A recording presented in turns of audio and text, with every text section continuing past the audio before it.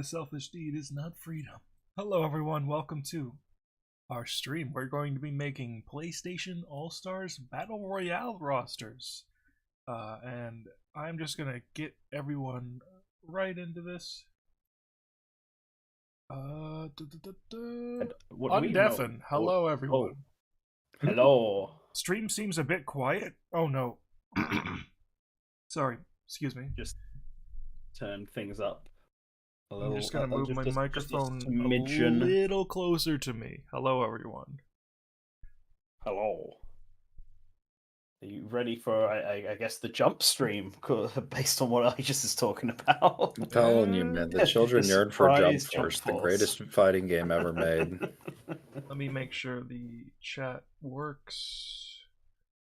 How does it feel like? What do you guys think the public consensus is on PlayStation All-Stars Brawl in comparison to Jump Force? I mean, I think PlayStation All Stars is better. As somebody that has been with that game for like 7 years at this point, I was a bit late to the jump, but I ended up joining the community. I have seen a turnaround from people just kind of like being like, "Hey, we're doing great." Oh no, I didn't mean it. You've done. Oh no! Oh god! No, you said $10. That's not dollars. I did say. Hold on. No, that What's counts. the conversion rate? £10. That counts. That counts. That counts? Yes. That counts. I said, if you guys pay me $10, I'll add Sora. Hold on. Now I have to look at my roster, see who I have to cut for Sora. Look what you've done. Oh, somebody mentioned Crash. I think we should have a discussion about that first. Yes. Do you want to explain it, Slink? Yeah. So, Activision is going to be soon owned by Microsoft. Microsoft hates Sony to the point where we know from leaked documents that they are making games from the companies that they have acquired Xbox and PC exclusive. No PlayStation. They will not ever hand over Crash and Spyro for a PlayStation fighting game. I'm very sorry. While this is fantasy and we're making rosters for a game that does not exist, we at least want to keep within the realm of possibility, which is to say every character that we've picked has a more than 0% chance. Yep. So no Activision characters from any of us in this. Yeah, I literally believe that they are planning to close that deal within a week. Mm-hmm. So there is no way in the future that will ever happen. Yep, for sure. Slink, before we start, is it zoomed in correctly on the stream? It just seems like the white space could be made a little wider. It is not. Control Yeah. 0. There we go. We did it. All right. Let me start up There we go. Yeah, that's much better. screen on Discord. Okay. So who's going rivals first? as well. Zet just yes. asked if we're making rivals as well. I mean, we did talk about it. I haven't really considered it in my roster making, but I tried to give we said we most might characters rivals. Mm-hmm. Yeah. Yeah, I think it just depends on each person. As for who's going first, I don't know. Who wants to go? Does anyone want to go first? It should not be me. Also, I'm going to start I music would have real been quick. more comfortable going first if I didn't just require alterations. I mean, I don't mind going first. Here, I'm going to drop this isn't in like chat so Project you can use this Crossover, when I you don't need it. know anything about. Yeah, this isn't like Project Crossover. I don't really know anything about it, so I'm comfortable going first if we want to do that. Okay, well, Hold on. I got blasted by the PlayStation All-Stars Battle Royale menu theme. I'm lowering the volume Getting into to the a zone now. good level. I swear to God, I just heard the whoa-ho from Sins of the Father in there. it's not the same Woho, but there is a Woho. On. Whoa. Whoa. All right, let me open Mandan roster. Yes, get Yes. mine up there. Yeah, so my experience with this game, I may as well talk about that while we wait. Is that I did play it when it came out. In fact, it was one of the reasons I got a PS3 in the first place because I was super excited about it, and I enjoyed it. I enjoyed seeing certain characters come back who I hadn't seen in ages, but I was a little let down by. I mean, just the game in general wasn't as good as Smash. I don't like the super system. It makes certain characters like really overpowered. Yo, Donte? Yes, exactly. That's one. Dante's not even, to be fair, That's Dante's not even that bad comparatively speaking when you have characters like Kratos, Kratos. Cat, and Kratos, Raiden in the yeah. game. Yeah, Kratos, Raiden, and Dante were the three backed ones. I never played any of the DLC, so I actually don't know how Cat plays in All Stars, but I remember there was no reason to not use Raiden, Kratos, and Dante in that Yeah, game. do you like Smash 4 Bayo? Because that's what Cat played like. Oh boy. But like it had potential, but on the roster side of things, I wasn't a massive fan of how many guest characters there were because I kind of wanted to see them embrace the Sony side of things, which they didn't do a lot of, in my opinion. I think the number of guests were okay. I just find the choices I mean, funny. that definitely also was a problem. Like my favorite Sony game, my favorite game I associate with PlayStation, BioShock 2. And it's funny because BioShock has, I think, the funniest story behind it of any of the guest inclusions of that game. Ken Levine, like the creator of BioShock, partially funded the development of PlayStation All-Stars in exchange for having like BioShock content in the game.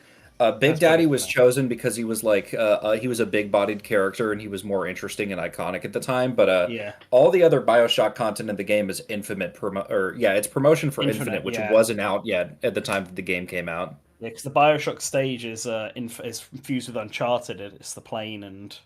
Oh yeah, not just that one. The there's a Rapture stage too, or not Rapture. There's a Rapture's the original. It's What's the city in Infinite called? I don't know. That's what I'm saying. It's like Uncharted plane, but it's flying around the city in Infinite, and the bird is there and stuff. That's the stage.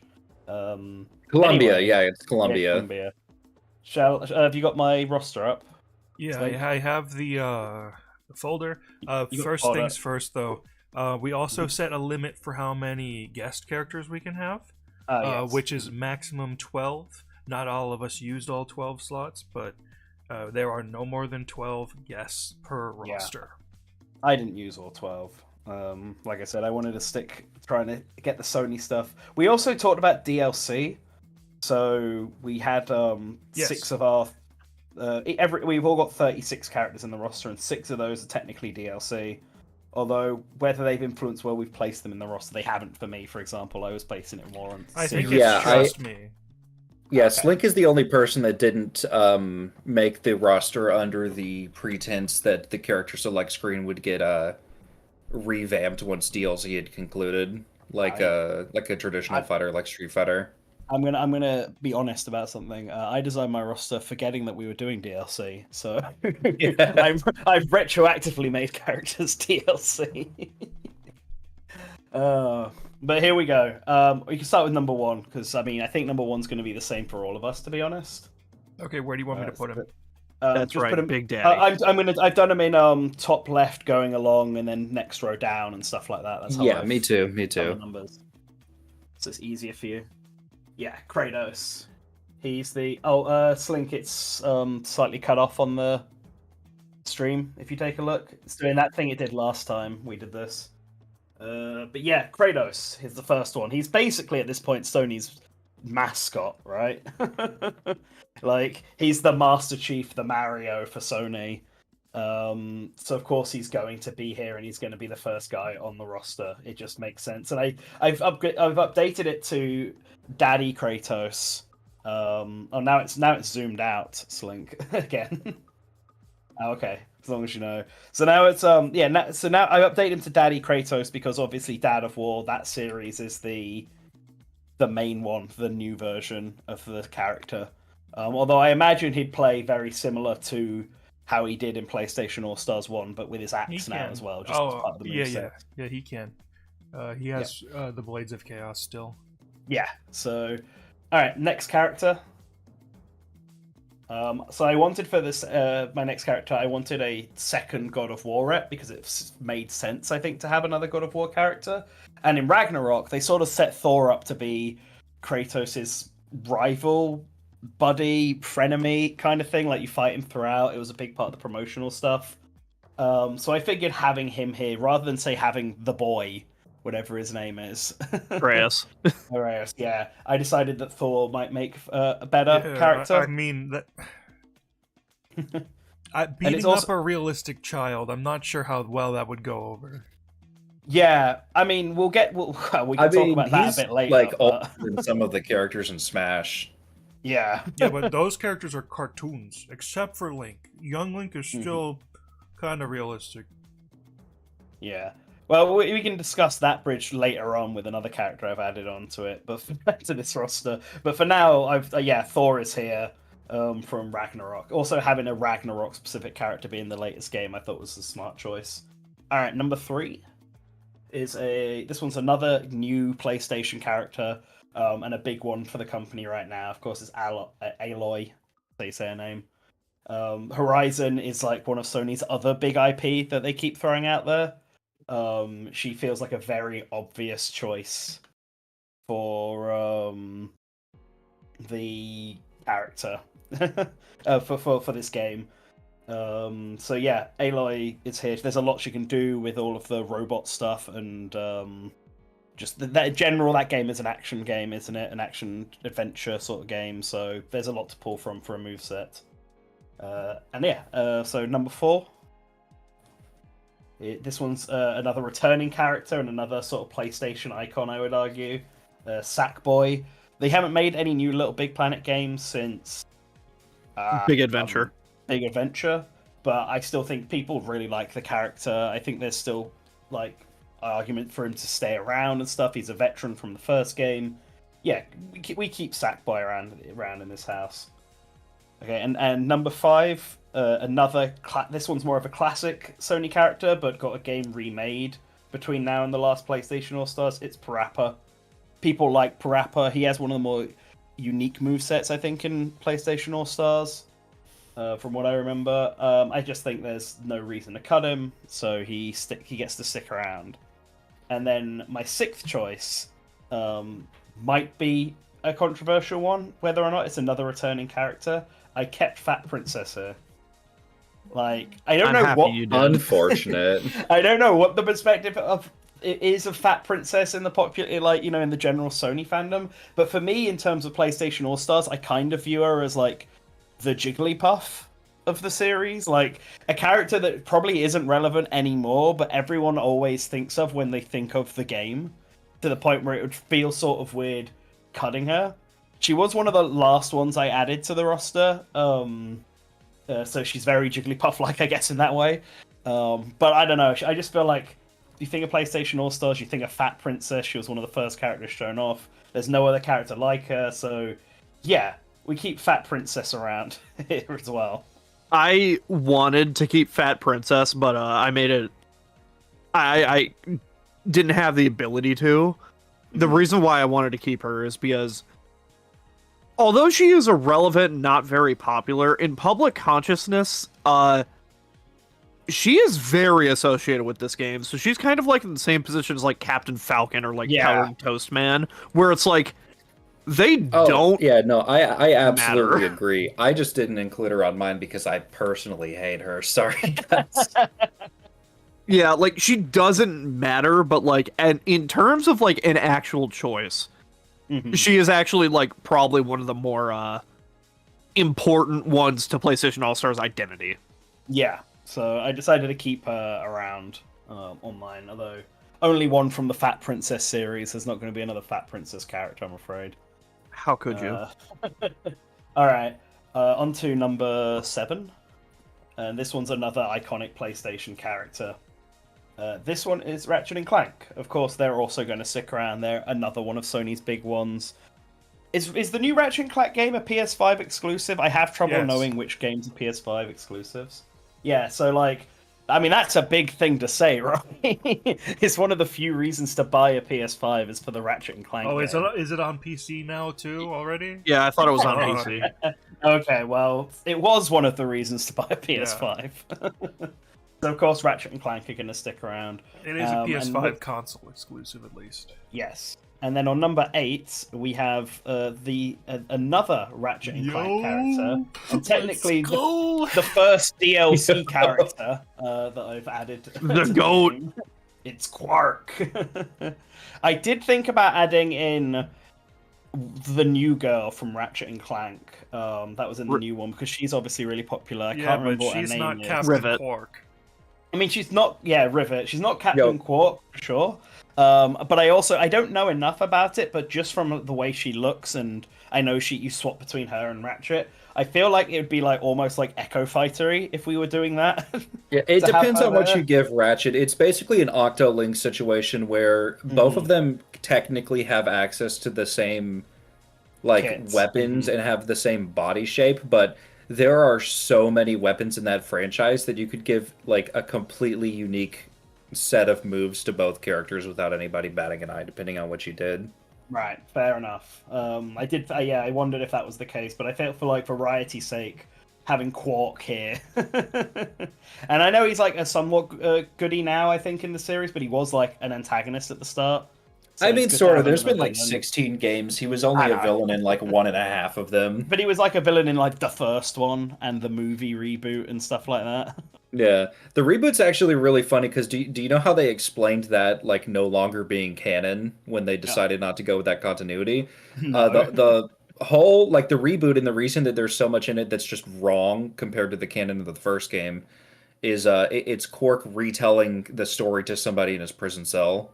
Yeah, And that's he's why just there's, getting details wrong. That's why there's a pretty funny. giant zombie T-Rex. Except not really. See, that for me, I've only played the reboot of Ratchet and Clank, so I've Oh, only that's heard a shame. Captain Quark version. That's a real shame. I liked the reboot. I thought it was a good game. It's a good game. It's just like it does not have nearly the amount of personality that the original did. It's very Fair enough. sanded off. I really like the original. That's the only one that I've played. I'm telling you, the original, like from a gameplay perspective, I don't think it like holds up exactly as well as some people think it does. I think if you like the original, you'd like the next two. Got it. Maybe Deadlocked as well. It depends on how much you enjoy the arena challenges, because it's just the whole game is that. It's an arena game. Yeah. All right, number 8 then. This one's another PlayStation All Stars returning veteran, and one that I felt needed to be here on the you roster mean 9? because. Yes, sorry, I meant 9. Yes, Okay. Quark is 8, isn't he? Yes. The next one along. Yeah, Nathan Drake. Obviously, he's basically Naughty Dog's big main character now. Now they don't have Crash anymore. Well, they've Uncharted. They've actually made a new game since they made The Last of Us. Like they didn't just move away from it like they did with Jack and Daxter when they made Uncharted. Kid got wet. So. Yeah, I kept Nathan Drake around. Plus, I like him. I think he's a likable character. I'd probably maybe change his moveset up. A big problem I had across this whole moveset was being worried about how many shooty people I had in the game. To be fair, I feel like Drake is like your Link, where if you have one guy that has a sword, it's gonna be Link. Drake's in the same position where you have to make other people with a gun unique compared to Drake. Well, I think there's one more person on the roster who makes more sense to have a gun, but I guess they were also in PlayStation All Stars, so they've made him unique there, so he could probably be the same. But then again, there's also my next character, and this one now we can start talking about it, because we had to have a Last of Us character in this with number 10.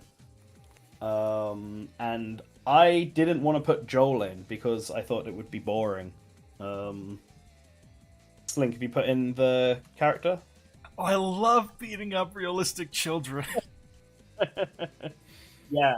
So Ellie is clearly the more important Last of Us character.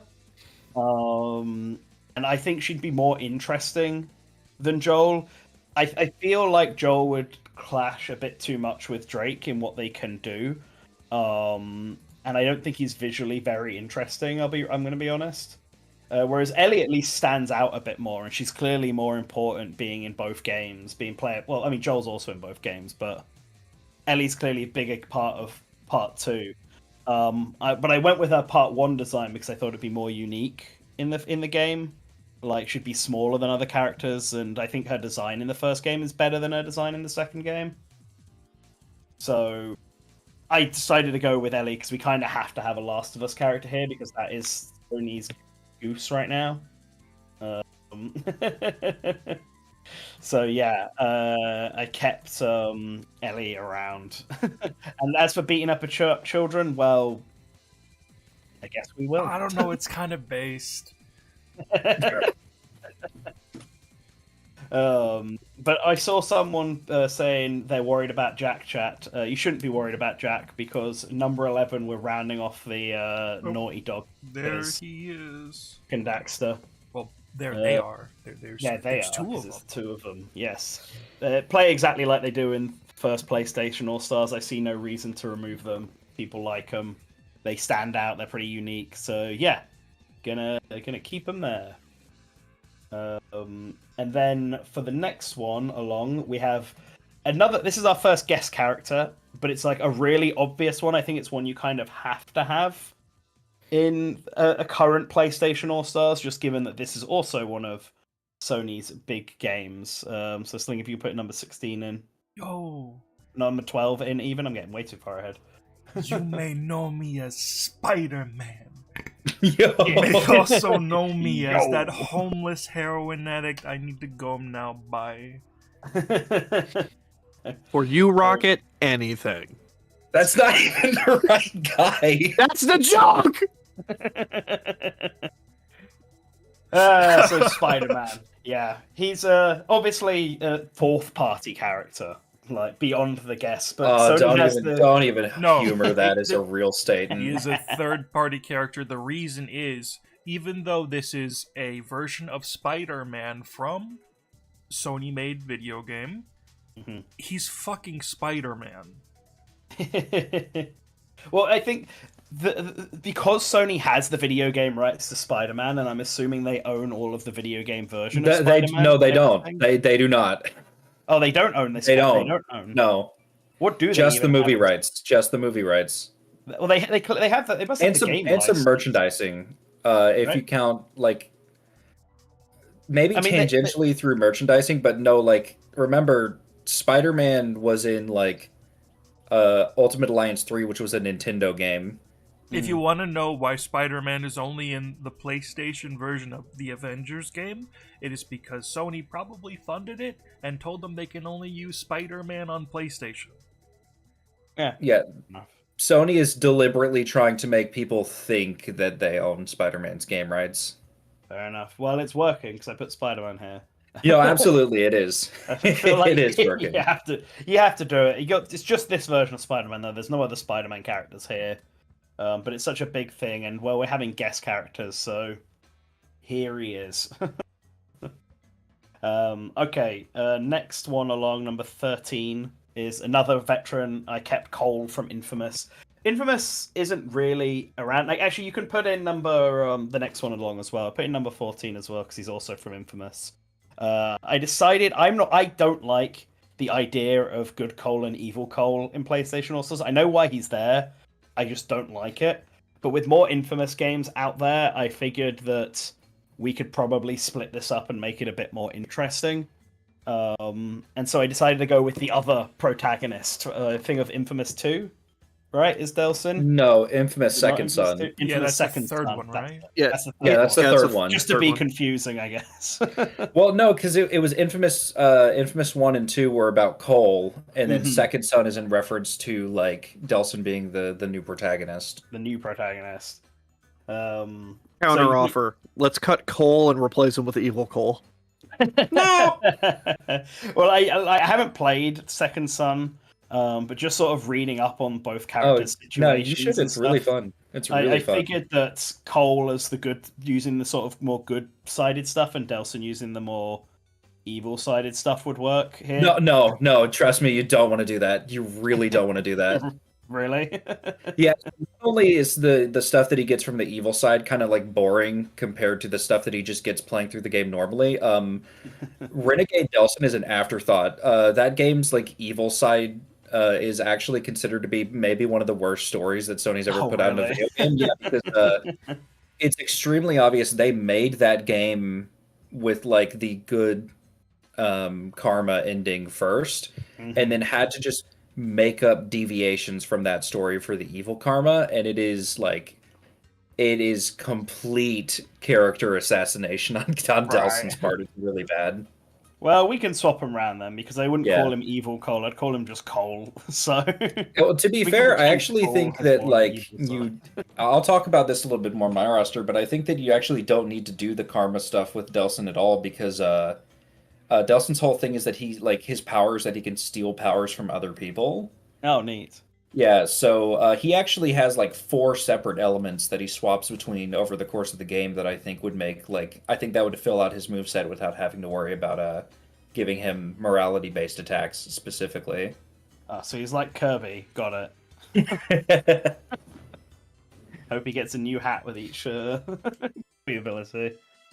Well, all right. Well, let's move away from Infamous because I don't really know a mass amount about it. But I wanted to keep 2 characters in there because the first game had it, and I like series getting second reps. So number 15, I think, is next. I'm doing the math. 12, 13, 14, 15. This is what we were actually talking about, I guess, before the stream started. I kept Colonel Radic around because he's obviously a veteran character, and I think he's got somewhat of a unique gameplay style, being very ranged focused with his sniper and stuff like that. Like it makes him feel different from Nathan, and he has a very unique design as well compared to any other character on here. So I decided I wanted to keep Colonel Radic around, but he is the only Killzone character on this list. Moving on to number 16. I mean, to be fair, there's like 2 you could pick from, really. Mm-hmm. Radic and Rico, right? That's his name? I it's been so long.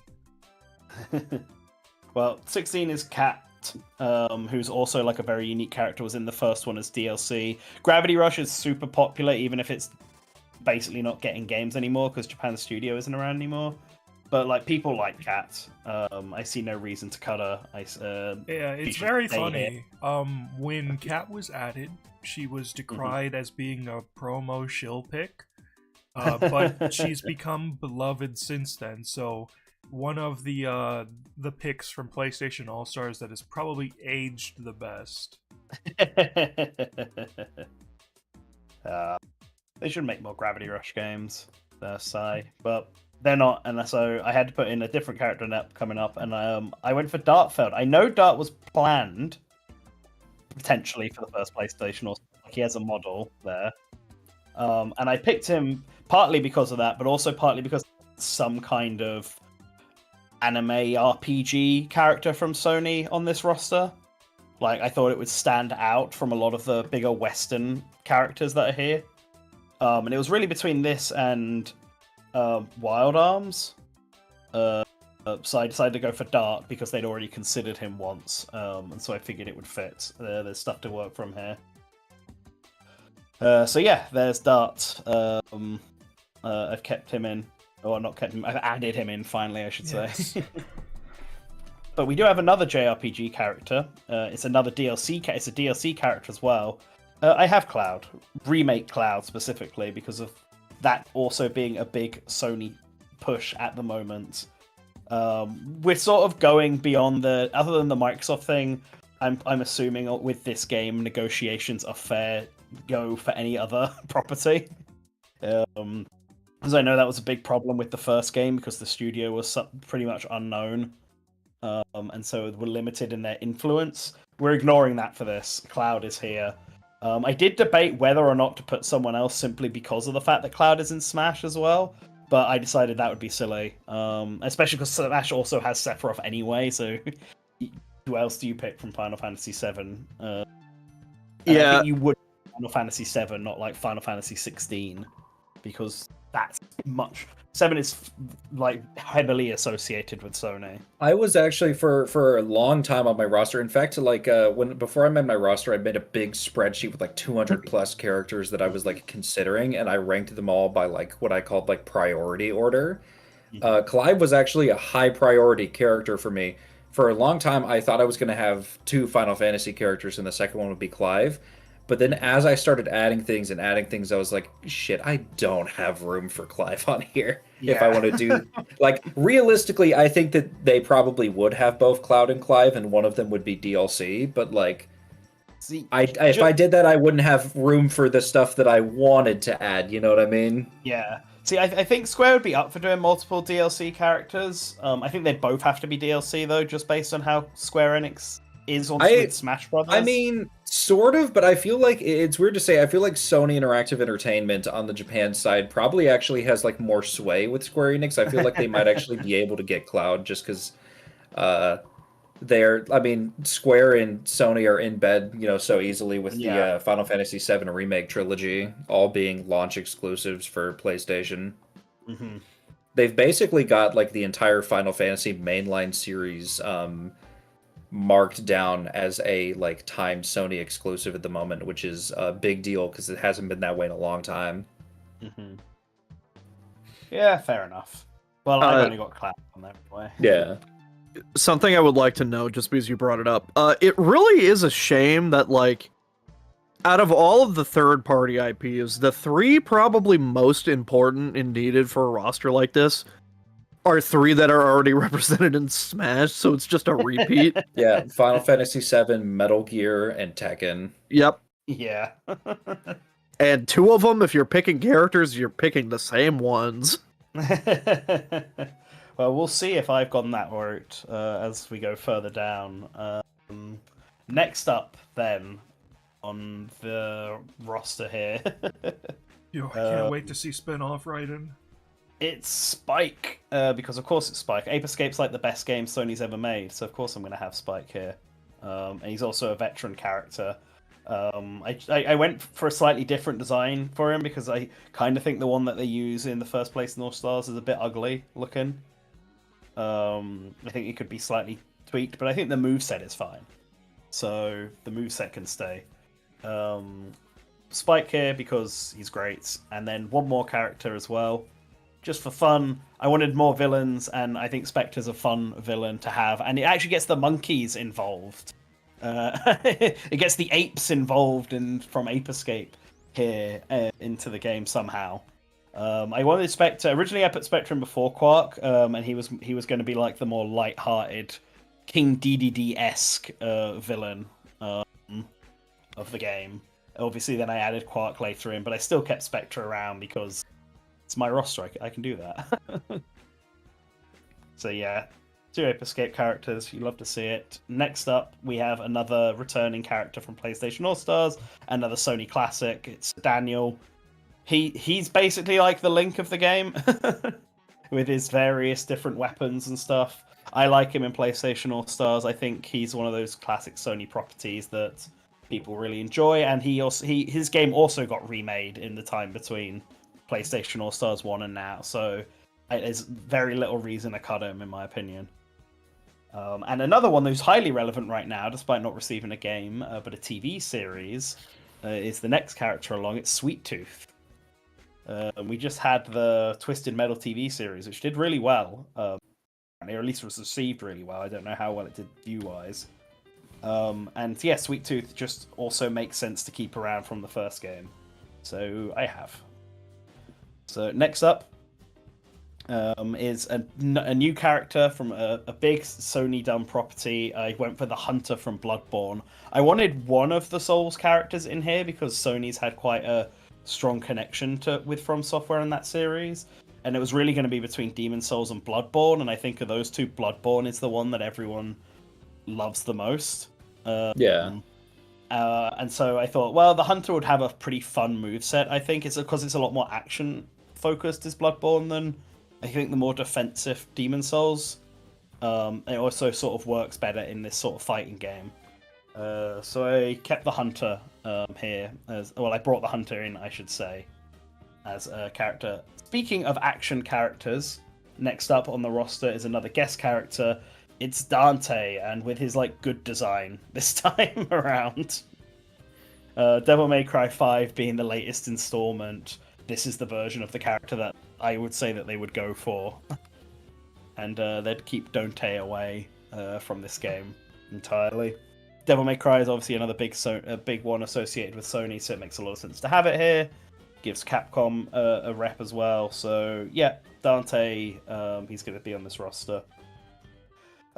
So coming up next, we've got another veteran character. This one is the Japan Sony mascot. I think he's kind of got to be here. He's kind of like the Mr. Game & Watch Rob of the first PlayStation All-Stars, in that it's a really random, obscure pick, but it does make sense if you know anything about Sony's history. So I wanted to keep Toro around as well. But I think personally, there's a new Toro equivalent that Sony's been pushing a lot more recently, who is the next character along, who I felt should also be here. And that one is Astrobot. Astrobot was obviously big on the PlayStation VR. It had its own. Astrobot's Adventure, or whatever it was called on PlayStation VR, is probably one of the best games on PSVR. And when the PS5 launched, every game, every console came with that PlayStation 5 tech demo type thing that starred Astrobot as well. So basically, anyone who has a PS5 has Astrobot. It's one of the more prominent newer IPs on there. And so I decided Astrobot should be here. Whether it's just the Astrobot itself or it has the robot that the player controls when they're in VR behind, I think that would be a pretty interesting way to go about doing the moveset, personally. But yeah. So next up is probably the last character I added, and it's another veteran to this. It's probably the most easily cuttable character from this one. I really only kept Nariko around because she was a Sony first-party veteran character. It was one of those choices when I remember speculating about PlayStation All-Stars, where I was like, yeah, it kind of feels like a Heavenly Sword character should be here, because it would add to the roster, and I mean, it was. They clearly had the same thought. It's not relevant at all now, so it could very easily be cut. But I decided to keep it in. Heavenly Sword is still owned by Sony, even though the company that made it is owned by Microsoft now. Yeah, the character is still owned by Sony, so yeah. So I thought, well, because Nariko probably does have fans from the first PlayStation All-Stars, and unlike the guest characters, which I was a bit more willing to cut, if I didn't feel like they really mattered. No offense to them. Now I kind of wanted to keep the PlayStation characters, so I kept Nariko around. Similarly, although this one does for everyone who's been doom posting in chat, here you go. Yeah, there you go. You can. He was gonna be here. Of course, Sly Cooper was gonna be here. I am still this is a very interesting CSS placement. I had some thoughts, and then I had others. I wanted all the series that had multiple characters to go up on the left and sort of be the first two columns until I ran out.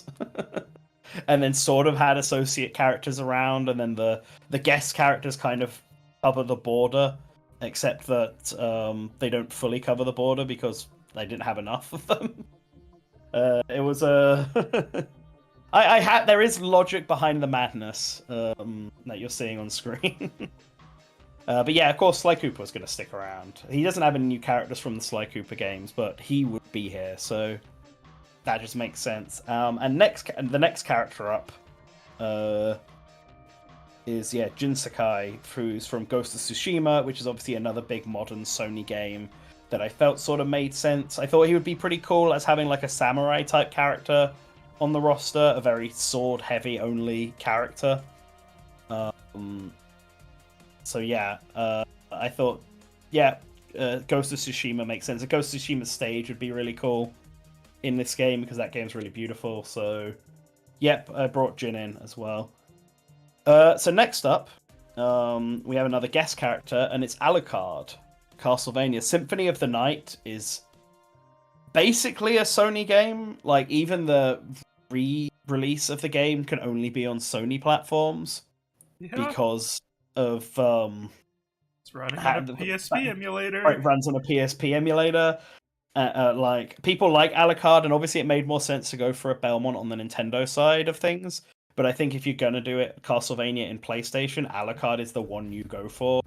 And with the anime and stuff as well, with Alucard being a recurring presence throughout that, he's pretty much like the most popular character from the series. So yeah, you have him in here. He'd add a whole lot to the roster. So my next pick, extremely based. I'm sure everyone was glad to see him here.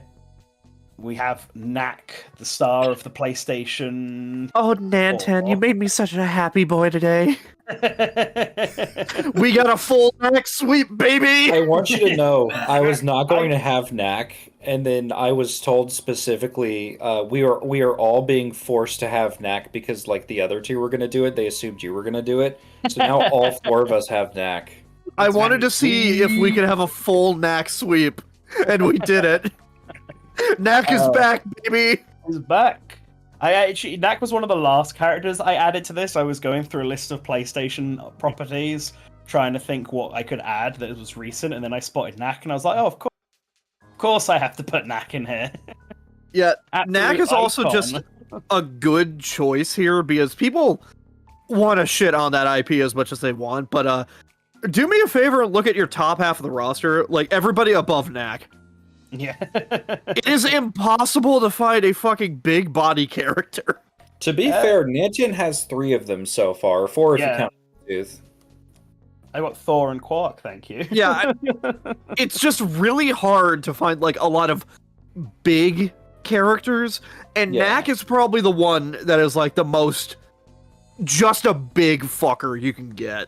Well, Knack has a small form and a big form, and it's been a long time since I played Knack, but I figure there's some way you could work that around into... Yeah, so in Knack 1, he, like, his size changes procedurally, like, throughout levels in accordance with, like, whatever the game demands at that moment in time. But in Knack 2, it is actually, they made it into a stance switch button where you can just change on a whim between big Knack and small Knack. Yeah, I remember, Knack 2 I remember more of than Knack 1. And I remember that being a thing, so I figure you could probably do that in here. Somewhere. But yeah, alright, I got Knack here, so we're down to the final row. I think, let me check my list, I think most of these are DLC, there's just one that's not DLC. But the next one is DLC, and it's the other Sony DLC I wanted to include. And that's Celine from Returnal. I cut Isaac Clarke from Dead Space, but I thought Celine was like a good alternative for fans who sort of like that. I know they're not the same game, obviously, but they're both in-space survival shooting games. Returnal's just like a roguelike type one. I thought it'd be a good way to get more alien type weaponry into the game as well, because obviously both Colonel Raddick and Drake would use realistic looking guns, whereas Celine, while the guns are somewhat real looking, they're all obviously alien fantasy sci-fi inspired. So I thought that it would work quite well. And I think she's kind of a unique character design wise compared to most of the others, even if she is a realistically proportioned human like a lot of the characters are in Sony's games. Like, just her visual aesthetic is different. So I thought Celine would be a fun addition. So yes, I included her here. Then next up on the roster is another guest character. It's Ryu. We don't have a ninja on this roster, and so I decided I was going to have Ryu Hayabusa on here. I know he was also considered for PlayStation All-Stars Battle Royale 1. That was a big reason why I went for him, because I think the Ninja Gaiden Black game... I mean, I don't really know how associated the Ninja Gaiden series is. Ninja Gaiden received exclusive remakes of Ninja Gaiden 1 and Ninja Gaiden 2, which were Xbox exclusive, called the Sigma. They were branded Sigma. And Sigma 1 and 2 were exclusive to PS3 and Vita for a very long time. Yeah, right. Although that is a counterbalance to the fact that, like, all of the 3D Ninja Gaiden games before that were Xbox exclusives. Yeah. Like I knew the original Ninja Gaiden Black was an Xbox exclusive. Yeah, I consider it more to be like more of an Xbox character, weirdly enough, considering that he is like a Japanese action game character. True, but I decided to put him here anyway. He was probably the last. He was definitely the last guest character I added to the game, but I thought we don't have a ninja on the roster yet. Oh, Now very we have true. a character who's fast and goes like him. So the Vita versions were called Sigma Plus. ooh. Okay. All right, and then Heihachi. Yeah. So obviously, Old Man Heihachi. Yeah, I went for Old Man Heihachi because it's the slightly more relevant one. I mean, Heihachi's dead now. Spoilers for Tekken, but Old Man Heihachi was the one that they've been sort of pushing again because of Tekken 7, and so I decided to go for Old Man Heihachi. I was updating Donte anyway to his more recent form, but I may as well do the same thing for Heihachi, right? So I did that for Heihachi and brought him in. And yeah, okay, last two characters, they're both guest characters. Ryu would be DLC, Heihachi wouldn't be DLC, or just by the way. So Rayman. I decided to include Rayman as a guest character because I was conscious of how many of the characters on this roster were, again, realistically proportioned human characters, and especially on the guest side where I had Cloud, Dante, Alucard, Ryu, and Heihachi. I thought Rayman would make for a fun difference on that, and I associate Rayman a lot with PlayStation because the first Rayman game was a PlayStation title, and that's my first experience with the character. And while I know it has pivoted off, and that game got ported to DSi, and a lot of Rayman's appearances at the moment are currently on Nintendo systems, since Rayman Legends on the Wii U, and then the Rabbids and stuff. But I still think of Rayman as a PlayStation character, so I thought he would fit here quite naturally. It is kind of funny how, because I briefly considered him for mine just because, he does have that association, but, it's funny how that association of, Rayman to the PS1 exists when it really is, only that first game that is really carrying it, because everything else is as multi-platform as it gets. He's really just that one game. Yeah, although I would say that the PlayStation version of Rayman 2 is slightly better than the 64 version. I think you're smoking, man. You think? I've played both of them, and I think the ending of the PS1 game is much better than the 64. I don't like the ending of the 64 game at all. The boss sucks ass. Rayman 2 on PS1 is really funny because it's like a weird demake of the version on other platforms. But it has exclusive content on PS1. True. Yeah. Alright, and the last character on here is a purely me pick. I know. I knew you wouldn't let me down. Of course not. Another character who I associate with PlayStation. The first one was on all three of them are PS1 games. The third one is, I'm pretty sure, actually, I don't know if the third one's exclusively PS1. I can't remember if it got 64 port. It did. But the PS1 versions are the objective better ones with more voice clips, thanks to the CD format. And now he's coming back on the trilogy. If there was ever a roster that we're going to do on this channel that I could put Gex in and have it be almost believable, it was going to be this one. Were you going to say legally? I was going to say legally allowed. Legally allowed to put Gex on my roster. Because you have so many veterans. Because I think all three of the rest of us were making our rosters under the pretense that it would be a spiritual successor or reboot that wouldn't be able to reuse assets from the first game. So we didn't take being a veteran into account much. But I was going to say, because you have so many veterans and fan favorite characters that we made some more risky moves on. How does it feel to just win the poll by default? And then I realized you don't have a Metal Gear character, so maybe not actually. Yeah, I was going to bring up Metal Gear was the one I was sort of unsure, because you're right, It does sort of make sense, and everyone seems super confident about it. But because I already put because I wanted Alucard in because I associate him a lot with Sony, and I was trying to also consider having different characters to Smash. I already had a Konami character in here. and I was also trying to focus more on Sony's own intellectual properties rather than having to rely on guest characters, which is a problem I felt like the original game had. So Snake just sort of didn't make the cut in the end. Like, if I was going to make a change, I probably would cut Nariko and put Snake in, because Nariko is definitely the most expendable part of this roster.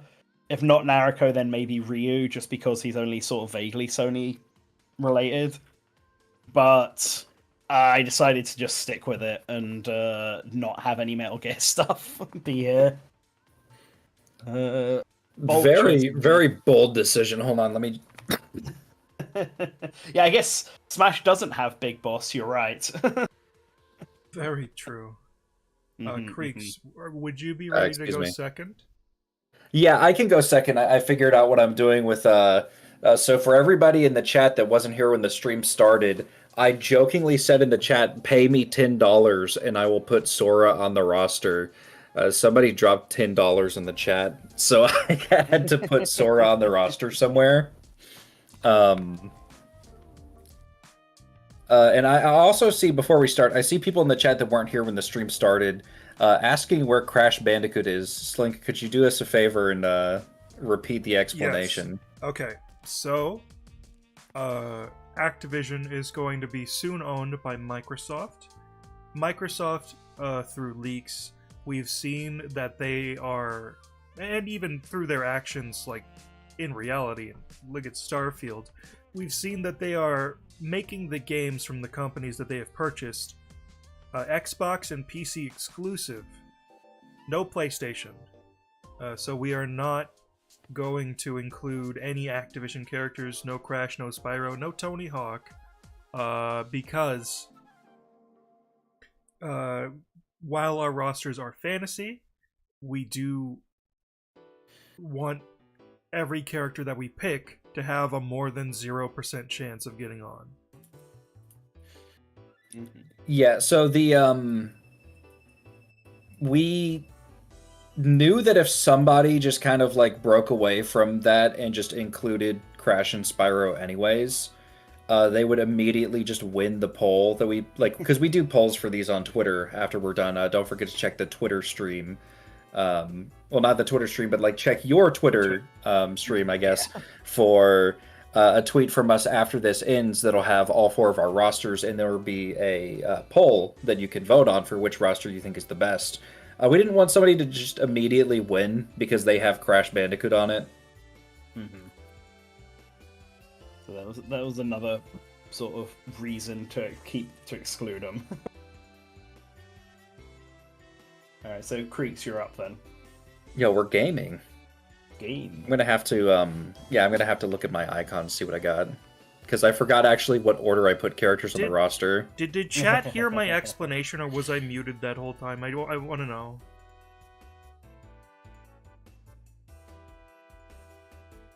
Right, on to list 2. It's only taken us an hour. Okay, good. Alright. Which one do I drag on, Creeks? Drag on one funny. Big Pappy, oh boy. Oh, is my stream not cut out? You watch the stream on I'm not watch the Discord stream. And you can stay up to date. True. You know what? Just keep it for now. Dragon 2. Yeah, no, like, Kratos.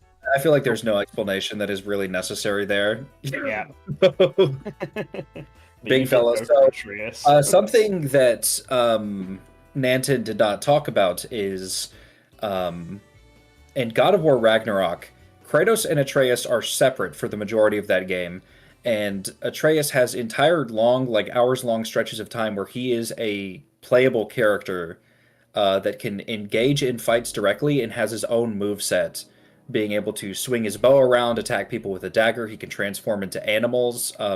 He has all of these crazy like trick shots that he can like shoot arrows into the sky and let them rain down.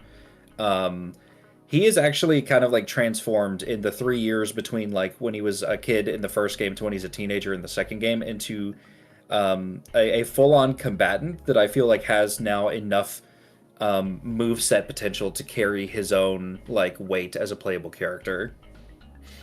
So then there's 3. I think that's my lack of not actually having played the new God of Wars. I still know him as Boy. So yeah, then there's Tooth. Another obvious one, probably one of the PS1's like earliest, faces or figureheads. It's kind of impressive that Twisted Metal is really still around, considering it's always been very much an underdog franchise. But I put him up here just to group him with the other Santa Monica characters, and then could you drag out 4? Yeah, this was the second character that I picked for the roster. No notes. You're doing Ratchet if you're making an All-Stars roster. And then number 5. Yeah, for my second Ratchet and Clank character, I chose Dr. Nefarious, who is he's a recurring antagonist in the series. He's extremely funny. And I think he's like, there are some people that would debate this. They're wrong for that, but like he is generally depicted as being like Ratchet and Clank's like nemesis, or their most like consistent villain, because while he's not in like every game, he's in 3, he's in a Crack in Time, he's in Secret Agent Clank, but we don't count that one. He's in like A Rift Apart, which the main villain of that game is like a more evil version of him. He was a playable character in All for One, which was like the co-op game.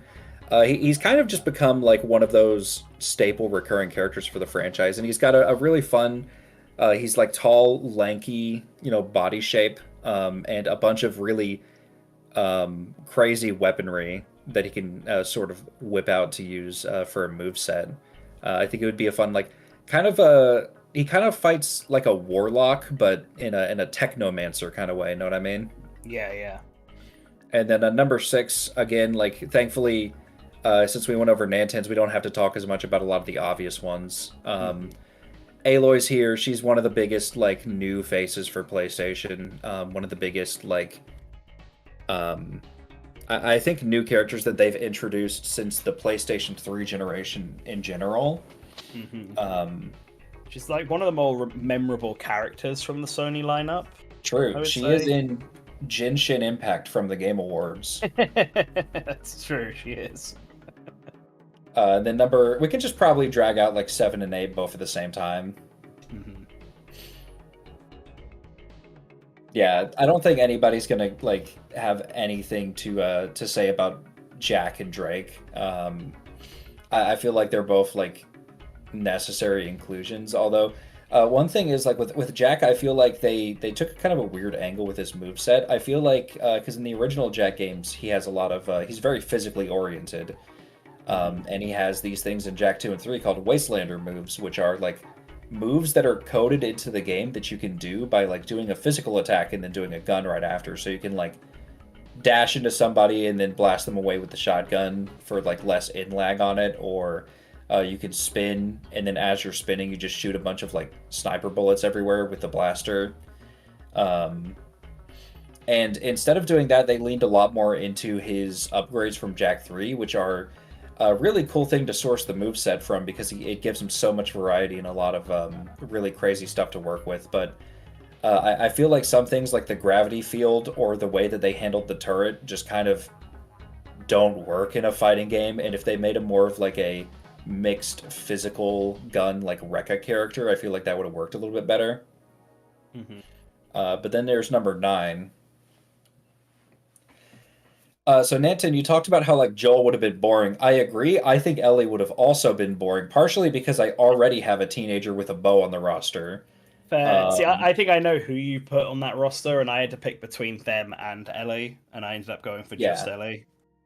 It's actually why that person didn't get onto my roster, although no one brought it up. So the like idea that I had was like, Last of Us 1 is still like because of the HBO show and the remake. Even though we know that Last of Us 2 is going to be getting a remaster and a new season of the HBO show as well, Last of Us 1 is still proven to be like an evergreen title for Sony, for better or for worse. And I think the most interesting thing to do with these characters, so they're not just a person, is to have them be sort of like maybe not a tag team, but like fight as a part of a duo, like maybe like a puppet fighter, having like one is your main character, like probably just have like Joel in the foreground, and then Ellie is your support or your tag character, being more like ranged focused with the bow and like Molotovs and stuff like that. And then we have number 10. Yeah, Astro. Yeah, Astro's probably just kind of. It's funny, he started with just a tech demo for some PS4 stuff, and then moved on to being their mascot for VR, and then has kind of just moved on to being their mascot. Yeah. We'll see if that sticks, but while he's still around, at the very least, he is a very cute character design. Makes for a really fun concept, and he has like. He is like kind of just a cutesy mascot character, but with like the lasers that he shoots out of his feet to hover and stuff, and the he's got your spin, he's got your lunge, he's got like all of your stuff that Crash would be doing if he were here, essentially. It gives him just enough to stand out while still feeling like the core archetype of just being like that baseline for a cute mascot character.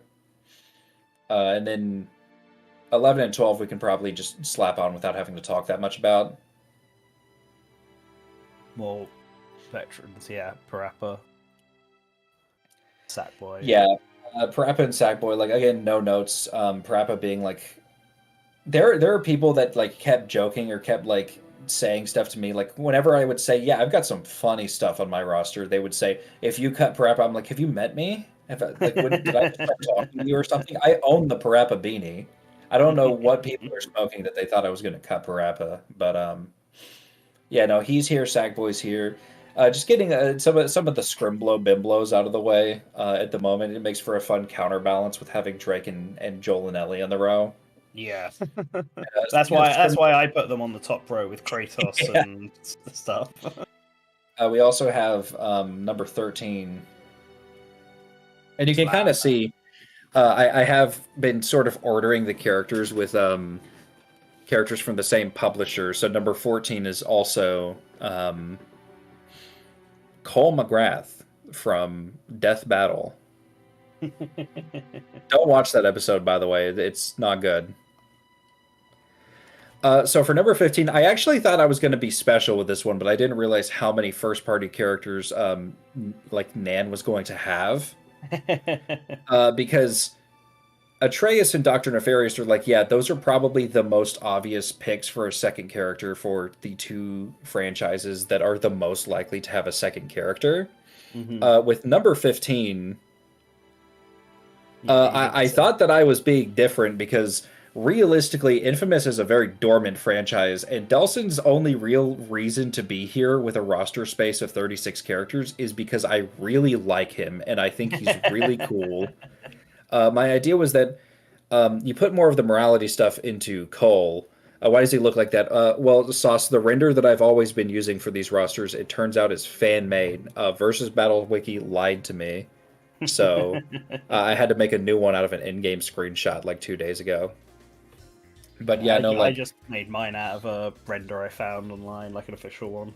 Yeah, I just don't like those renders because they're really like weirdly color washed. But then again, so is the screenshot, so it's a lose-lose. Yeah.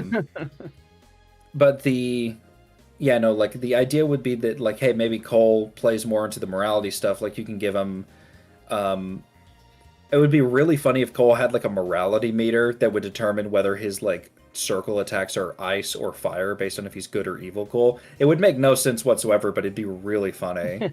You beat up Atreus, or but yeah, you could you could give Cole stuff based on like his good and evil incarnations, and then with Delsin, he's got one of them is post game, which is concrete, which you could use for supers and stuff like that. But he's got like smoke, video, and like neon light powers, which are the elements that he uses, which is a really eclectic, fun group of powers, with neon being very movement focused, smoke being like his sort of standard projectile, allowing him to like phase around environments and like sort of like shoot projectile blasts, Mm-hmm. which all of them allow him to do because that's sort of just how you fight in a Infamous game.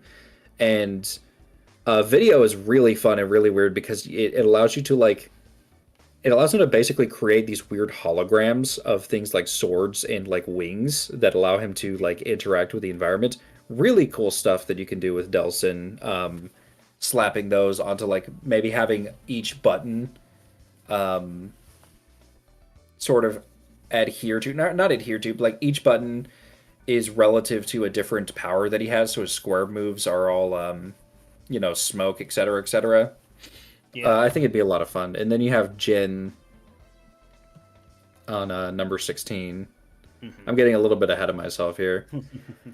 Yeah, Ghost of Tsushima really really gorgeous, new like PS4 exclusive. Not new anymore, it's like 3 years old, but a relatively recent character that kind of exploded in popularity with his game doing very well towards the end of the PlayStation 4's life. Would not be shocked to see a continuation on the PS5. And he also adds something to the game by not just being a samurai archetype, which I think is important for a fighting game, but he's also a stance character, is a big focus of his gameplay and design in the original game. Is you have these 4 stances that you can switch between. I don't know if or think that they should go with all 4 stances, but having him have the ability to like swap stances, even if it's like not necessarily the sword stances, maybe having him change movesets between samurai mode, which is more like head-on combat, and like ghost mode, which is more like stealth. Like either approach would be really fun to give him a very adaptive moveset, which is in line with the way the combat works in that game. Let's see. I feel like I'm forgetting something. Oh no, I'm not. Okay, I just rearranged the roster last minute. Number 17, then another swordsman. Huge. Yeah, here we go. So people are gonna be mad at me for just a minute. While like during the beginning stages of constructing this roster, I wasn't actually sure if I was gonna bring Sir Dan back because I do not have the same. Oh, could you? Like I don't have the same reverence for medieval as a lot of PlayStation fans do, but I changed my mind very quickly looking at like what the roster would have looked like without him on it. I really think that like Sir Dan, there's just something about him that like really adds to the presence of the game, just from like the uniqueness of his design, the way that in addition he kind of fills that sort of Link archetype in that he's a knight, which is like a genre of swordsman that we don't really have on the roster otherwise. We have a samurai and we've got a few other different types of swordsmen that I'll show later, but we don't have like sword and shield knight without Sir Daniel. Why the And in fuck addition, did you call it a genre? I don't, you know what I mean. A genre of. I call everything genre. I've referred to like different personality types as genres of people around you specifically. You should be used to this by now. But he also kind of fills that like sort of Link role of being a knight that also has a bunch of different sub weapons to pull from, allowing him to also function as like a somewhat slower heavyweight, like or mid heavy range swordsman in close range, and then like a projectile zoner at long range. And then number 18, this is another one. It's like I thought I was going to be different with this one, and then Nanten beat me to it, but I'm actually still being very bold because Spectre is my choice for the Ape Escape rep, which is probably going to shock people that are not familiar with Ape Escape. For people that are like, hey, where's Spike? In the Ape Escape series, Spectre is Dracula. That is the best comparison that I can make. Your protagonist changes game to game to game. Spectre is always there. He is consistently the same character, and he presents a consistent threat. I think he's the most interesting and most fun, choice for an Ape Escape character because not only does he have a really fun personality that is a lot of fun to work with, and not only is it a consistent feature in the like, not only is it a consistent feature in the like games themselves, but in addition, Spectre is playable in Million Monkeys, which is the game that Spike takes most of his moveset in the first All-Stars from, which means that Spectre can do pretty much everything that Spike does in PlayStation All-Stars, in addition to having psychic powers, which he uses in his boss fights in all the games, and being able to summon out the Peepo monkeys more organically, which technically is something that Spike can do in All-Stars, but it doesn't really make sense, and people raised a fuss about it. And he also has like all of this crazy weaponry that you could pull out for a super. He consistently, like, he has these big mech robots that he fights in for his boss fights towards the end of most of the games. Really fun character. I also thought it would just be fun to have a series just repped purely by its antagonist in this roster, which is something that I think fighting games should be more comfortable doing. Mm-hmm. Okay, No, and then I agree. Yeah, on to the next row then, so we don't belabor the point on Spectre too long. Mm-hmm. Okay, Cat. Yeah, Cat. So Cat is like, I would like to actually say, here's $2, Cat Atreus. No, but I would actually like to say that like Cat is an obvious inclusion for a fighting game. But I think what makes Cat actually really interesting is that her powers, the way that they translate to a fighting game, are actually kind of like odd and clunky, which makes her like really fun to figure out how exactly she moves and works in this space. I think that the interpretation in the first game, although like I would go with a different style of gameplay for a sequel or successor, I think the interpretation is really close to being good, but please, for the love of God, do not let her access her projectile while doing another animation. I don't know who was responsible for letting her throw debris mid-combo, but I will find out, and I will write you a harshly worded letter about it. Yo, Virgil? Yeah, basically, she has summon swords. She has summon swords, and she has Smash 4 Bayo combos. It's really funny. Absolutely busted. Yeah, and then number 20, like I said earlier, I was forced to do this, man. Knack, baby! Yeah, so Knack is... back, baby! He's back, baby! I actually did have like an opportunity to cut him later, but I decided not to because I think Knack actually, like, he's a character I was actually considering for his own merits and not just because of the meme, because I think the meme has kind of hit the point where it's no longer funny. It's just like been enough time, but with Knack himself, the idea of a fighting game character that can actively switch between one of the smaller characters on the roster to being one of the biggest, especially in the context of a platform fighter, which is a context where weight and size actually matters a lot. It's an extremely interesting like concept for a character that I think would make for a really fun brawler. In addition to just also having, like, as of Knack 1 and Knack 2, he has the different elements that he can like kind of make his body out of, like steel, wood, ice, and then there's also Fire Knack, which is, if I remember correctly, just Wood Knack but on fire. It just like being able to incorporate that into his moveset while still like having the main focus of it be that he is he's a close range punchy character, which we don't have a lot of either, and a size shifter, which is like such a cool idea for a fighting game. And then number 21. Creates one last thing. What do you mean, mean? My enthusiasm for Knack is genuine. Yeah? Anyway. I will mail you my copy of Knack 1 and make you play it, and you will immediately stop saying that. Yo, I was like PS4 too. You're gonna mail me your PS4? I might. Listen, I was all in on the Knack thing until I played Knack 1 and realized, wow, this is one of the worst platformers I've ever played in my life. Knack 2 is actually kind of fine, though. It's actually a huge improvement. Hey, Slink, remove Knack from Creeks' roster and replace it with what I just sent you, okay? Yeah, okay, got it. Oh no. Trust me. Is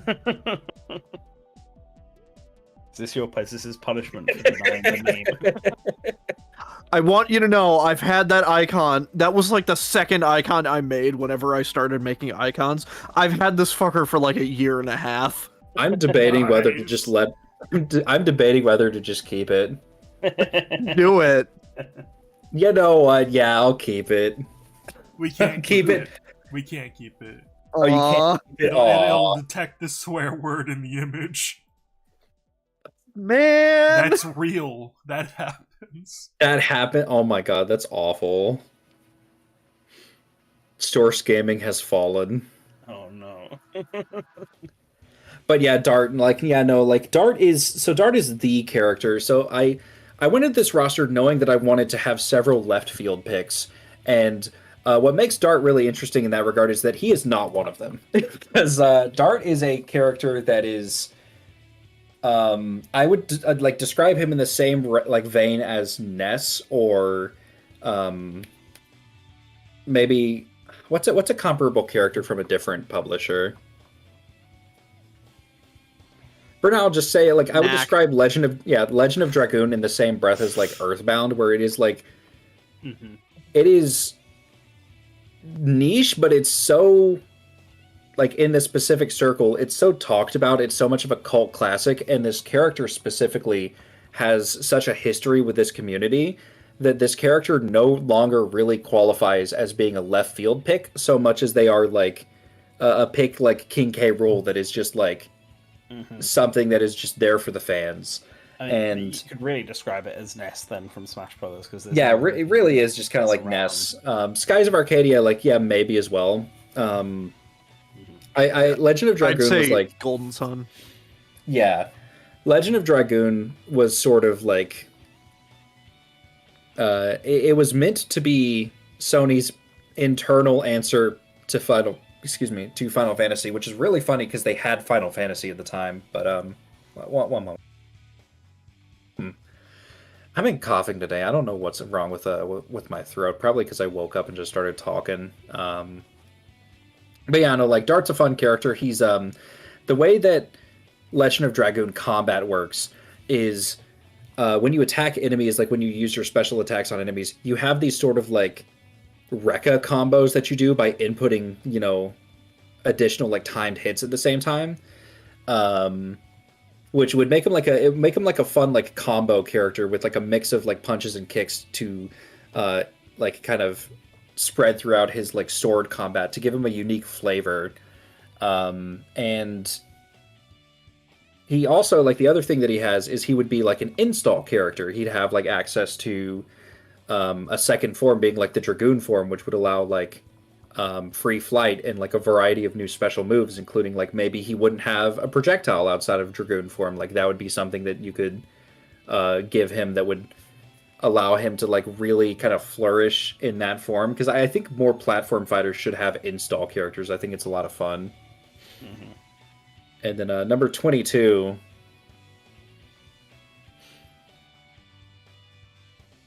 Lady Maria. Yeah, so Bloodborne is, depending on how I feel any given day, because it hovers between Dark Souls 3 and Bloodborne, but Bloodborne is one of my favorite video games ever made. Bloodborne, Dark Souls 1, Dark Souls 3, Demon Souls, and Elden Ring, all 5 of those games are within my top 12 video games, or at least top 15, if any of them have like slipped down a bit. There is no universe I didn't have a Bloodborne character on here, and some people are actually going to be shocked. I don't have a Demon Souls character like on here, but I did strongly consider it.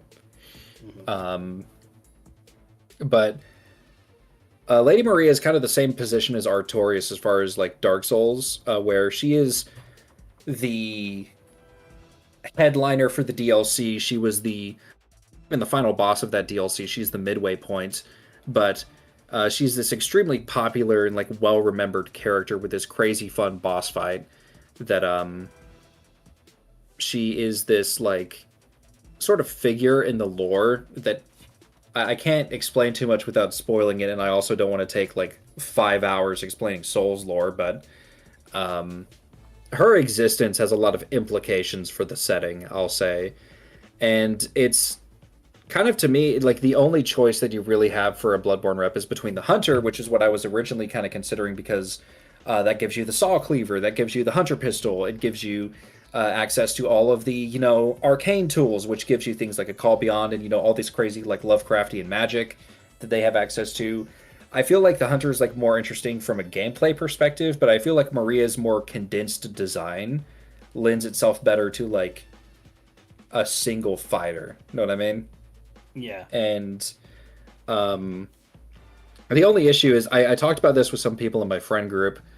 So Lady Maria's thing is like she has a sword that splits into two smaller weapons, and she has a pistol which she can use for like parrying people or as like a desperation ranged attack. But it's mostly just used for parrying people because that's what guns do in Bloodborne. The issue is like she's a 3-phase boss fight, and I think that would translate well to like square moves are phase 1, triangle moves are phase 2, like circle moves are phase 3. The issue is phase 2 and 3 involve like blood magic, and I was like, okay, so can we have a character that just like has blood shooting out of their swords in a T-rated video game? I initially was not going to do it until Huff informed me that like it wasn't there a Killer Instinct character that did that? Yes, sir. Mira from Killer Instinct 2013 has essentially the same gimmick. Yeah, and then there's Carmine from Under 9 in Birth, which I believe is also a T-rated video game. So, like, apparently they can get away with it as long as it's, like, I guess properly stylized, which they would have to do. But that's okay. The logistics of this aren't for me to figure out. That's Sony's job, and this is fan fiction, so...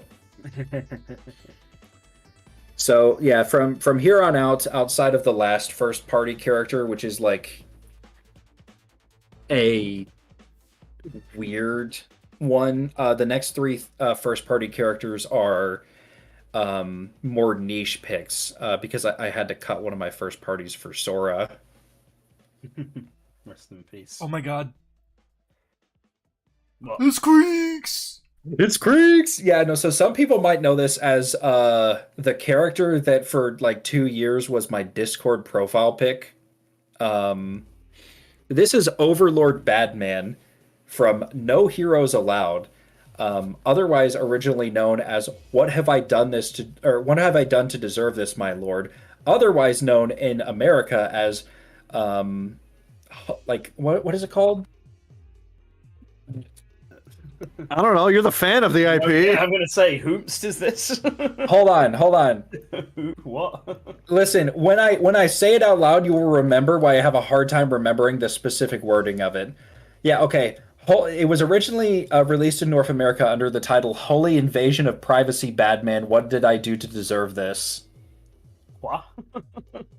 And What? you can see why this was changed to No Heroes Allowed from the 3rd game onwards. This was a series of 3 PlayStation Portable tower defense games, a mobile like puzzle game that was also released for PS Vita, and eventually a VR title that took the gameplay of the PSP games and blew it up in 2017 into like an HD PSVR exclusive, which released like digitally everywhere, but physically only in Japan and Korea. I actually have a Korean physical copy in my room right over here. And this series is delightful. It is hard as nails, but the way that it basically works is Badman is a parody of like the Mao, the demon king that appears in like every generic JRPG fantasy setting, Dragon Quest in particular. And why would you pick the one without that? I mean, he's got the Dragon Lord. I guess. The Dragon Lord is basically the Demon King. But like he is like the RPG villain, and he decides that he's not dealing with doing his job today, and he summons you, using all of his power as a god of destruction,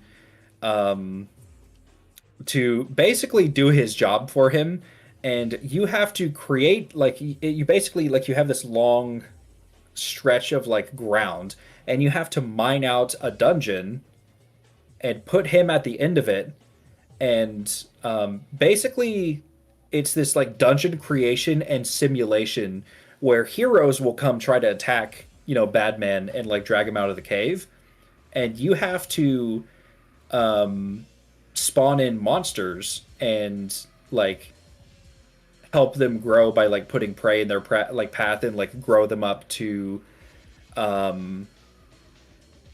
like being like stronger versions of themselves so that the monsters will stop the heroes from being able to reach Batman. Basically, it's a tower defense game where Batman is the tower.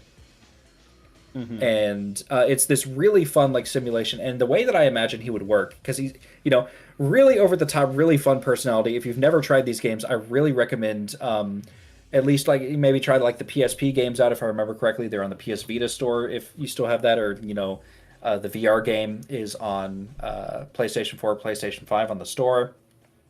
But the way I imagine he would work is he would have like, because he has a staff, his square moves and maybe some of his triangle moves would be like, hitting you with a staff, or stuff that plays up his personality, or just like using like dark magic, like an evil warlock. But all of his like specials, or like his circle moves in this case, would involve spawning and commanding like monsters that would walk around on stage, sort of like I guess a close comparison would be like Jill or Frank's zombies in MVC. So you could have like slimes, lizardmen, and like skeleton knights or something like that. And for your supers, you could call out like bigger ones, like the Liliths, which are these fairies with hammers, or like the Wookieemon, which are basically these big like Cyclops creatures. Okay. And so this is a concept, like when I found out about this character, I instantly fell in love with its design. I've been making PlayStation rosters for a long time.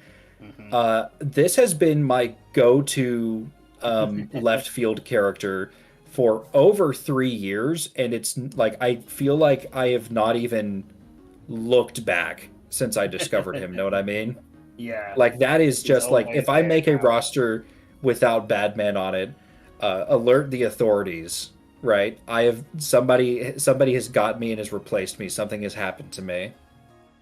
That's how we tell. That's how we know if it's That's how you know.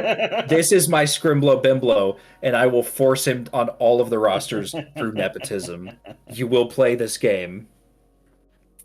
Yeah. Okay. Super Saiyan Kids is got to explain it, because I mean, anyone in the chat know who Badman is?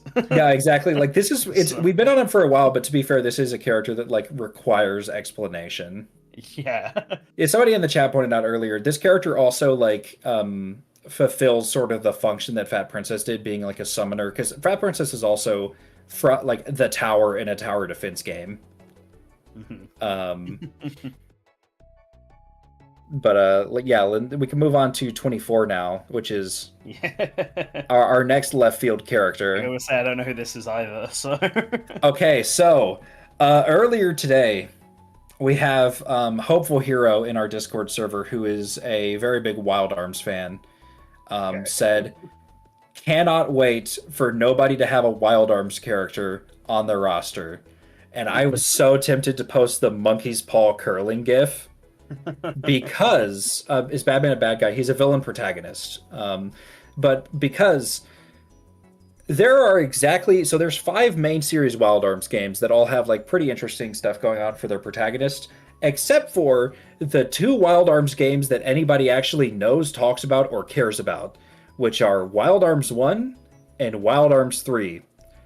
The protagonists of Wild Arms 1 and Wild Arms 3 are really boring for a fighting game, because like the one that everybody talks about is Rudy from Wild Arms 1. Wild Arms 1, like, great game. It's like, it looks like a lot of fun. I've only ever gotten to experience a little bit of it, but I see like where the praise comes from.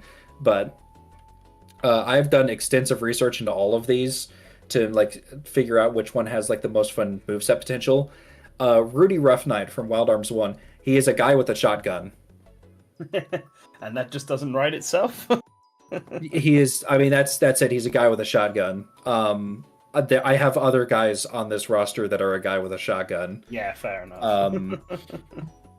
Yeah. So like, and then Virginia Maxwell from Wild Arms 3, she's like more interesting. She has like 2 pistols and has, like she has 2 pistols and she has like these like there are 3 items that she gets over the course of her game, which give her like a fireball spell, a like wind tornado spell, and then a spell that allows her to teleport to crystals around the environment, which can also like transform certain objects into these like cubes. Okay. So there's more going on there. You can make a moveset out of that, but it's not as like fun as what the 2, 4, and 5 protagonists have going on. I'm not going to talk about 4. I didn't consider him because he's a small baby child, and I just kind of didn't want to do that. Yeah. But we had like the one that I was also considering was Dean from Wild Arms 5. He has these. I'm going to post a picture of him in the chat because it is really funny. He has Dean from Wild Arms 5 has these 2 pistols with these really long like magazines, like these really long clips that are really long pistol clips that are like tonfa.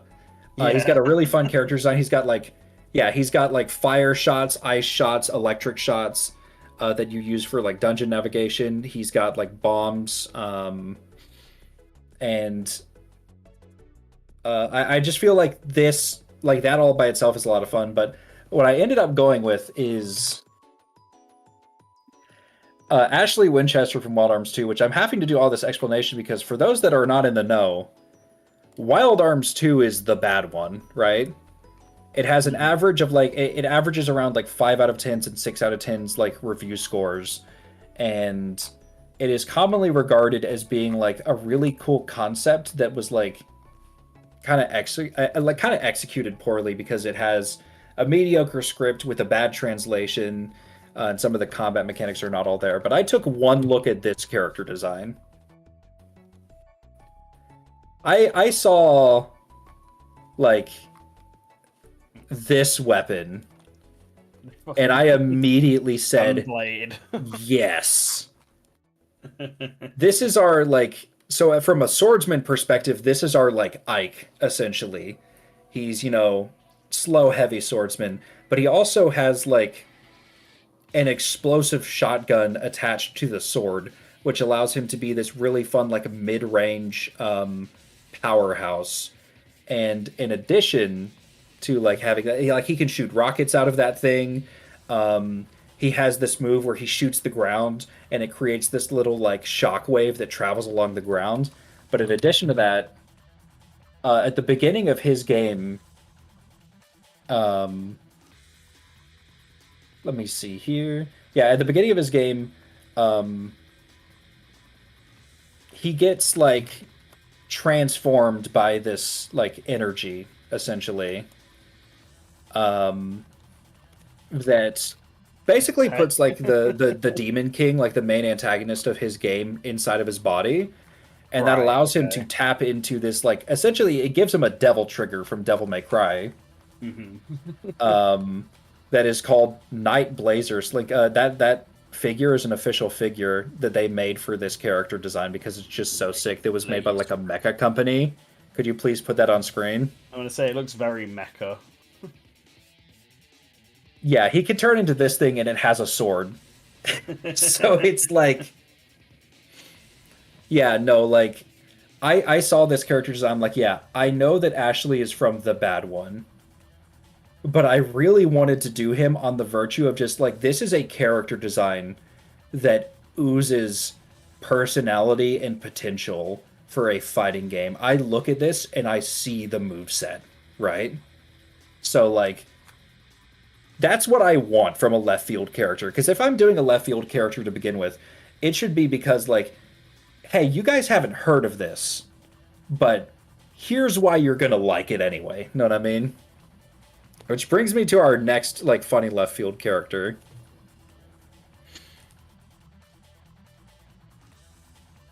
Do you guys want to play as a tank with legs? Hell yeah, jumping jack. This is our... Yeah. Go on. No, go on. This is our other big-bodied character outside of Knack. Robert is like, essentially, well, he's a tank with legs.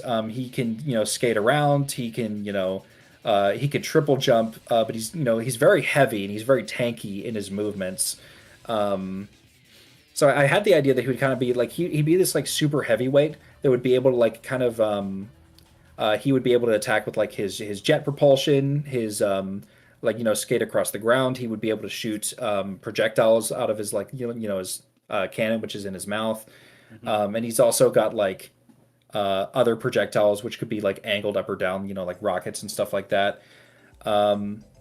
I kind of imagine him being similarly to how like they handled Rob in Smash, just working with the process of like, here's this robot that is just getting around everywhere through like jet propulsion. Is just like this big heavy piece of machinery. Really, really fun for a concept, and also like a big throwback character for those that aren't in the know. Jumping Flash was one of the first 3D platformers ever. It's this first-person 3D platformer, very early PS1 game, and Sony's actually kind of started using Robert as a sort of a pseudo mascot for them, because they're using him a lot in their PlayStation Stars things, which I'll get into before I bring out the next character. Okay. Some of you guys are going to be wondering why a certain character is not on this roster, and don't worry, I have a plan for this character. So, okay. Toro Inoue is from Doko Demo Isio, the Sony cat, is not a playable character on this roster because they've effectively retired him and shut down the studio that he was a mascot for. And in addition, we have Astrobot and Sackboy are two similarly shaped characters that dress up as other Sony characters for a part of their like moves that are like do things that are references to other games. Parappa is like an animal themed, similarly shaped mascot character from a Japan studio title. Robert serves the function of being the throwback like PS1 Japanese mascot character. I did not think that I could like realistically slot Toro into the roster in any way that felt right. So what I chose to do instead was I went with the angle that, because I've never seen a fighting game do this. Apparently they exist. I think Dream Mix does this. The Konami and like Toys and Hudson Soft, because they were separate at the time, like a crossover fighter for the GameCube. But I've never seen a fighter have a host. Like the Squid Sisters are Off the Hook in Splatoon. Yeah. So my thought was, what if, like, because Toro and Kuro maybe don't work that well anymore as fighters, what if they are the hosts of the game? Like, they run the menus, they are big characters in whatever the story mode is, they are like they are sort of your announcers for the game. Even like you'd have like a physical voiced announcer, but like they are your kind of like they're playing the role of sports commentators for this game. Oh, so you mean like J. Jonah Jameson in Marvel vs. Capcom 4? Yes, and so like whenever you boot up the game and there's like an update or a patch, there'd be like Toro and Kuro would come on screen and they describe the patch notes to you, and there'd be like flavor text and all that. I feel like that's a really fun, like really cute idea that captures the essence of those two characters and gives them a major role in the game, because I do think that they're important to have here. And I do know that people are going to be really upset with me for Toro not being like a playable fighter. So I wanted to come up with an idea that would put him into the game in a like reasonable capacity without having to like sacrifice space on the roster, when I really don't think that Toro necessarily works that well mechanically anymore. So the next character, I'm just going to say it right now, the next character would have been Celine Vassos from Returnal, except I got paid $10 to put Sora on the roster, and I had to cut somebody, and she was just like the character. She was the last first-party character that I added because I was originally going to have like 9 third-party characters, and I wasn't comfortable cutting any of them. I was originally going to have Toro on the roster, and then I cut him for Celine, and now I cut Celine for Sora. So whenever you see Sora on this roster, know that he should be Celine Vassos from Returnal, because I went back and forth on whether or not to include her 3 separate times because I was worried about gun users. And it's really funny in hindsight, because outside of like Ratchet, Nefarious, and Jack, which are all like more cartoony or unrealistic gun users, and Ashley, whose gun is a bayonet that is a great sword, I only ended up actually having like 3 or 4 gun users. Yeah, Drake and Joe. Yeah. Well, there's like 1 or 2 more than DLC, but $10 bribe. That's funny. Yeah, no, like Slink, just take the Sora icon that I had and just like move him to. I'm just gonna tell you, move him to the second to last slot on the roster.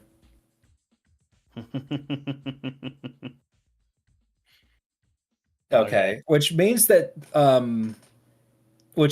because I got bribed to put Sora on the roster instead of Celine, you know how hard it will be to get Sora. Don't worry about that.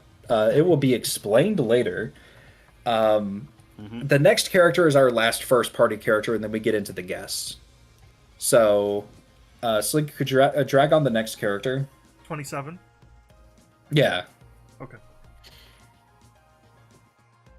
Oops. So this is Cade 6 from Destiny 2, which I want to remind everybody in the chat, Sony owns Destiny now. And I feel like me and Huff are the only people that remembered that. I thought... wait, did Sony buy Bungie? Sony bought Bungie. They bought Bungie. Ah, I did forget that. Because I remember that Bungie bought Destiny. Right. Yeah, so Sony bought Bungie, and I was doing research on previous rosters after they, bought Bungie about a year ago to figure out, like, okay, so now they own Destiny, and Bungie still does all of their own stuff pretty much, but Sony just kind of owns the IP now and takes it, a cut out of what they do, and they have Bungie behind the scenes kind of helping out with their other, like, because part of the reason they bought them is because Bungie's really good at games as a service stuff, so Bungie is kind of managing all of their multiplayer and service games from here on out. Because they have experience with it, but I was looking at Destiny, so I was like, okay, I could do Zavala, but with, rest in peace Lance Reddick, I didn't want to do it without him. Same reason I didn't go with Silence. And I didn't want to do Uldren Sov just because I don't know enough about like Destiny 2's expansions to be comfortable making the choice with him. But while Cade 6 did die eventually, while Cade 6 did die eventually, the impact that this character left on like that Destiny community is really high. He's a really fun character. Nathan Fillion's a great voice actor. They did replace him eventually, but I would get Nathan Fillion the same way that I would like to get Mike Irwin for Jack and Daxter, because that, Mike is Jack to me. No offense to iconic Spider-Man voice actor Josh Keaton, but like, so it became very clear to me, eventually, if I'm going to do a Destiny character, it's probably going to be Cade 6, because this guy's just a lot of fun. He is like robot fantasy Deadpool, in a sci-fi setting. He's got this big hand cannon. He plays this kind of like assassin archetype. So he is a gun user, but he's also he trickster dashes around, and he he throws these knives. He's a very fast-paced gun user, and he, dashes around shooting at things with his big, like, 40 caliber hand cannon, that's painted this cool black and white. I feel like it sort of just makes for a very interesting moveset, just having his class of character from Destiny kind of represent the game, because it's also, very Twitch, which is, I think, a good thing for a Destiny character to be. A couple things I wanted to note. Cade 6 is like a really good choice for Destiny because that's the main one, and I wanted to bring this up because Nanton brought it up that they didn't know that they bought it. This happened last year for $4 billion in July. For $4 billion, Bungie was outright bought by Sony. Wow. And Cade is probably one of the most, if not the most well-known thing from Bungie after the guy from Game of Thrones voice acting being awful. And this, you brought up Uldren Sov. I originally was going to do Uldren Sov, and then I found out, hey, there's no fucking renders of this fucker. Yeah, so I gave up on that. Yeah, Aldred Sov would probably be like the next most interesting choice if you're not doing Cade or Zavala. Yeah, But you could also do a Guardian, but I feel like it's like just having a player character for Destiny is like kind of almost a waste considering the characters are really popular in that world. yeah. But this is the most important thing about Cade 6. I'm posting this in our chat right now. Just click this link to the Destiny Wikipedia article and just see the image that they use to represent Cade. Hell yeah. That says everything that you need to know about this goober. Love him already. He's really fun. Destiny is actually a not a character. Destiny is a franchise I've actually, like, from all the research I've done on it, it's something that I would honestly be really interested in, if not for the fact that it is a live service game and all of the content from previous seasons is now completely inaccessible. Yeah, that sucks. Yeah. That is what put me off of Destiny as well when it first came out. Just live service stuff in general doesn't appeal to me. Yeah, like I'm fine with a game that is like a service. Like I've been really interested in getting into FF14. Like I played it for a week on the free trial earlier this year. People did not see me for a week because every day I was just like streaming Final Fantasy 14 for hours on end when I wasn't doing schoolwork. And it was that's kind of the reason I put that off. But like with FF14, whenever they add new content, it is like additional content for the game. With Destiny, when they add new content, the old content is replaced. Right, yeah, that sucks. But yeah, like I did mention, Cade 6 did die off in a Destiny 2 expansion, which is like a part of a reason. It's like, yeah, he's far and away the most popular character in the setting, but that might be a potential reason they wouldn't go with him. Remember that State of Play, like that Sony presentation this summer? Yeah, guess who is being brought back as like a core part of the marketing for the next Destiny expansion, which takes place in like the afterlife? Mm-hmm. Yeah, so he is now the correct choice again. Which fair enough. yeah, which means now we're getting into the third parties. Mm-hmm. So who we got coming up? You got quite a lot. Yeah, starting with we agreed we're allowed to do 12. I only did 9, and now because of Sora, I have 10, which is still less than like what we agreed would be the max, but it's a decent chunk of them. Yeah, we have Cloud based on his FF7 remake incarnation. This one's a no-brainer. I feel like if you're doing this game, you have to get Cloud. Like, it's not even an option. Either he's in the base game, or he's the first character in the DLC, or you didn't try. You know what I mean? Yeah. I almost hate to say it like that, but actual necessity, in addition to, like, I feel like Cloud and Metal Gear, which, Slink, can you drag on my Metal Gear character? Oh boy, it's Raiden time. So I'd like to disclose to the chat that I am a fucking insane person. Okay, I guess I need to make room on my roster. Somebody. It's too late now. No, it's Raiden I time. can change it at the last minute. I don't. Okay. Okay. So yeah, why'd you go for Raiden then instead of Snake? Explain yourself. Or Big Boss. So yeah, I was originally gonna do Naked Snake, but I already knew that Huff was going to do Naked Snake, and at the time I did actually have like more gun users. So in this current roster, it's just Drake two or and three Joel. upcoming third parties. Cade, Drake, Ellie, technically Sweet Tooth, and then like the Scrimblow shooters, and Ashley, who doesn't count because it's a great sword that's also a gun. But so originally I was choosing Raiden to be different because I wanted a sword character. Now I'm just choosing Raiden because I like him and I think he's based. But in addition, while I'm not necessarily taking the roster of the first game into account because I'm treating this as like a soft reboot or like a spiritual successor to the first game, more so than a direct sequel mechanically. Raiden is, I think, maybe alongside Cat, he's probably the single best aged promotional pick from the original game. Raiden, like Metal Gear Rising, has gone from being this absolutely like, Raiden was like this. Oh, they chose Raiden, dude. That's not Snake. We don't, we want Snake to. Everybody loves Raiden now. Like Metal Gear Rising is now the fan favorite, like of well, I say fan favorite. Like Metal Gear Rising is the casual favorite for Metal Gear. People that have never played a Metal Gear game in their life now, because Metal Gear has, it's been a long time since we got a mainline Metal Gear game. It's like there are people growing up that their Metal Gear experience is getting into the series through like Revengeance, and like they love Cyborg Raiden. And while I like had experience with the franchise before MGR, Raiden is my favorite Metal Gear character just in general, from like both his appearances in the Solid games and in this one. And I love his moveset. I think that he translates to this sort of game really well, and not having Stake is a stupid decision on my part, but it's a decision I'm willing to make because I think this is a lot of fun. I didn't have a single Metal Gear character, so you're fine. Yeah. And then just speaking of Konami number 30. Mm-hmm. Yeah, so I don't necessarily hold Alucard in this. Like, I love Alucard, don't get me wrong. I love Alucard, Symphony of the Night, one of my top 10 favorite games of all time. But I don't necessarily hold Alucard to the same level of necessity as some of the other third-party characters that I have. Like, if I had as few as...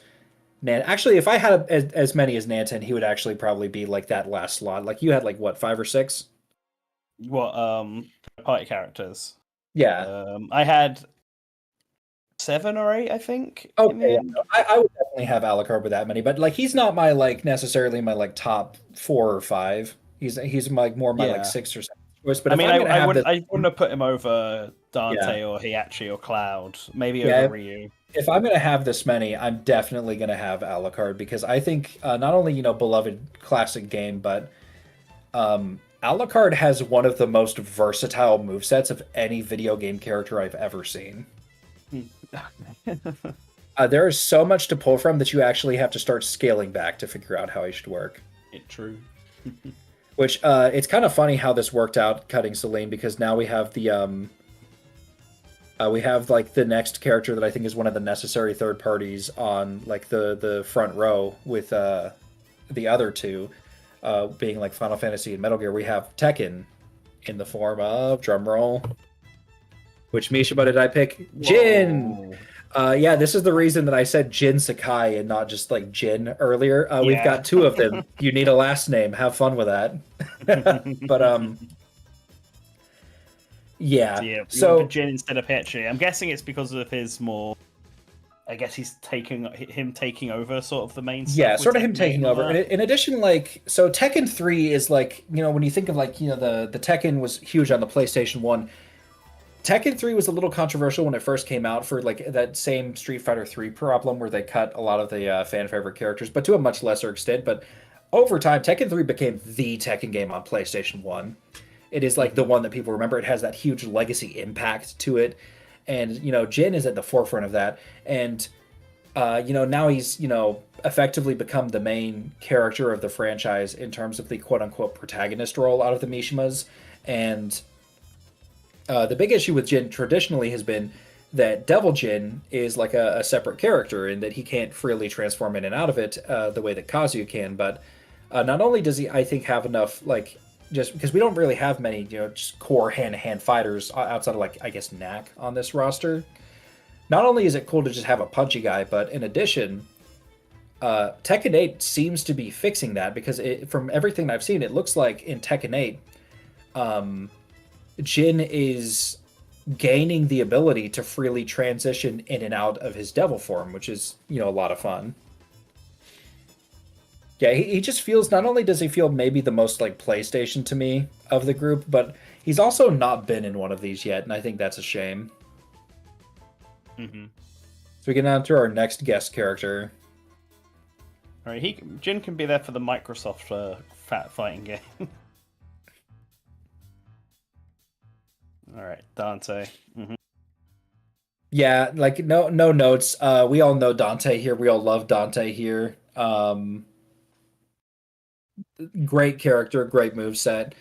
I do feel like I specifically so in the case of something like Smash, I would have him have like costumes from the different games, and then his moveset would mostly be based on things that he has across all of the games. So it would just be like the sword, the pistols, the shotgun, and then maybe gauntlets because he has a version of a version of gauntlets in every game that's not two.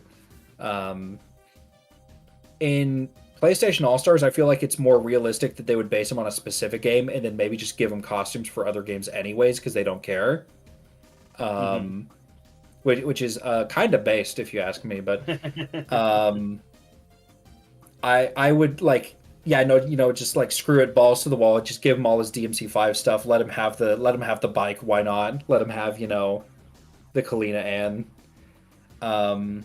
And speaking of rocket launchers, I have another insane person pick coming up. Well, Nemesis. Yeah, so I knew going in that I wanted to have a Resident Evil character. Mm-hmm. And I thought about it some more. It's like, I really don't have very many big bodies. And if I was going to do Resident Evil and Smash, I would do Leon.